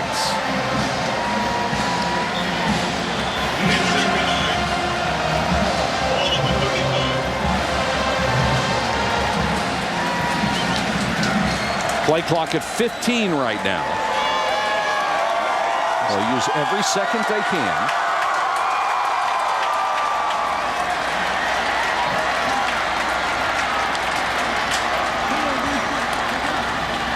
Spiller made one guy whiff. You know, one of the things I like about Cullen Harper, and again, his stats tonight aren't all that impressive, but I like his presence. He looks like a quarterback. He understands how to play the position. Just doing that, like you mentioned with the clock, running the clock down. Cullen Harper gets it. He knows how to play quarterback. Well, he said one of his strengths is having a good presence and understanding the game. This Bowden Bowl in 1991, Travis Minor had a touchdown run, and the Seminoles really dominated this thing early, 17-14 in the first one. In the second one, they really lumped Clemson. It was 54-7. Chris Winkie had a 98-yard touchdown pass in that game to Snoop Minnis. Bowden Bowl 5, Charlie Whitehurst, 58 yards to Derek Hamilton. Clemson won at 26-10, and last year in Bowden Bowl 8, Clemson won at 27-20 in Tallahassee. In fact, they've won 3 of the last 4, and if they can win tonight, they will have won 4 of the last 5. I think you mentioned earlier in the broadcast that Cullen Harper has a chance to do something no other Clemson quarterback has done, and that's beat a ranked team in his first start. The last 2 that had a chance, Willie Simmons in 2002 lost to Georgia, and Brandon Streeter lost to Florida State in 1997. 3rd and 8, they would have to punt it away if they don't get a first down here, and they will not, as Davis takes it up across the 40. So they're going to have to give the ball up maybe 45 seconds to go. We'll tell you when the play clock starts again. Down to 1:12. Play clock still sitting at 25. I'm not so sure that Clemson, they may use their last time out here. They might let the clock go all the way down and use as much time as they can and call a timeout, or just take a penalty and kick it from a little deeper. They would have to snap it at 42 or use the timeout.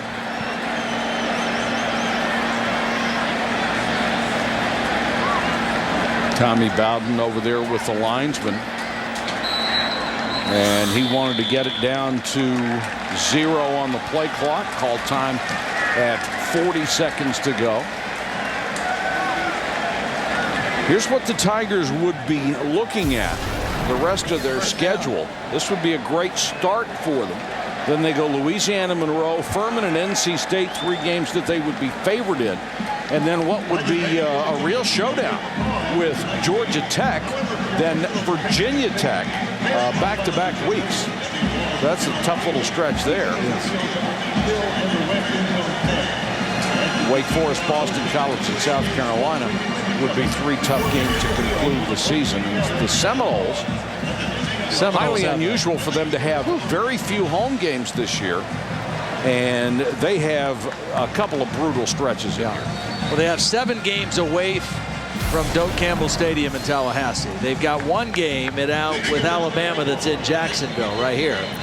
That's away. And then look how they finish in the month of November. At Boston College, at Virginia Tech, and at Florida. 3 of the last 4 weeks of the season. That is going to be a very difficult schedule for the Seminoles. And this is an ACC divisional game. Florida State with 10 guys on the line of scrimmage. They'll be coming after Jimmy Mainers, it looks like. Again, his job is just to kick it, not get it stuffed. Manners gets it out. Parker on the return. Broke one tackle, takes it out to the 39-yard line. 16-yard return. Florida State has no way to stop the clock unless it's an incomplete pass or getting out of bounds, and they only have 29 seconds left. A tall order for the Seminoles. Down by 6. Clemson is hanging on by its fingernails after dominating this game early.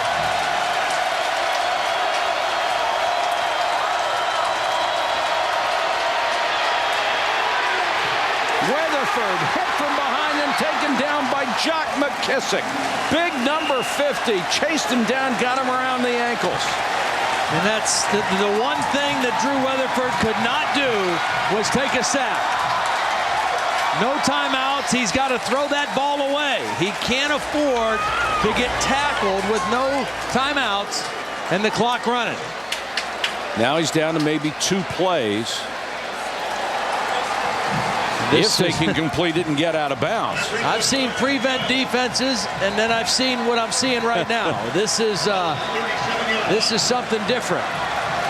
This is got 4 a safety guys on the line. Got a safety back at the 19-yard line. Yeah, you got 6 around the ball, and you got 5 about 35 yards down the field.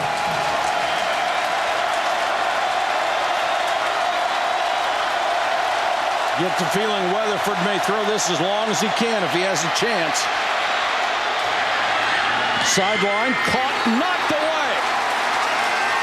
Goodman made the catch, then lost the ball when it was hit, and that's it. Clemson has knocked off Florida State in the 9th Bowden Bowl.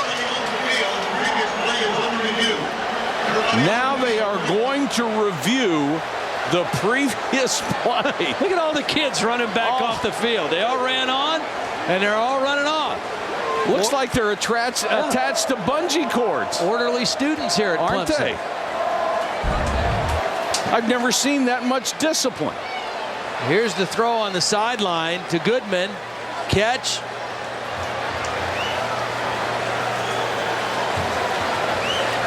That's pretty close, actually. Now, the goalposts have already been not torn down. They have been put down mechanically. So they'd have to reverse. That's a catch. I know. Don't you think? I thought it was.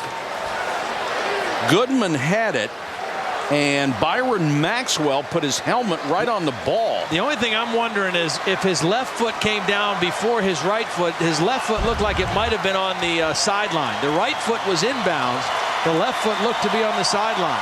Now they can lower those goalposts mechanically. Everybody off the field, please. This is like the tide going in and out with the student section. Does he make the catch? Okay, right foot was down first.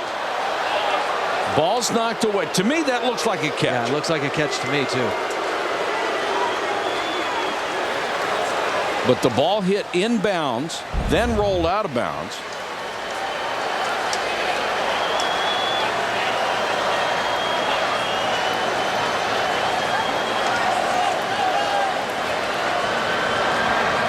There may be an issue of whether he stepped out of bounds before the ball came loose. If that was the case, it would be dead at that point. The right foot hit first inbounds. The left foot appeared to hit out of bounds. If that was before the fumble, the clock would have stopped. There still would have been time left. Here's the decision.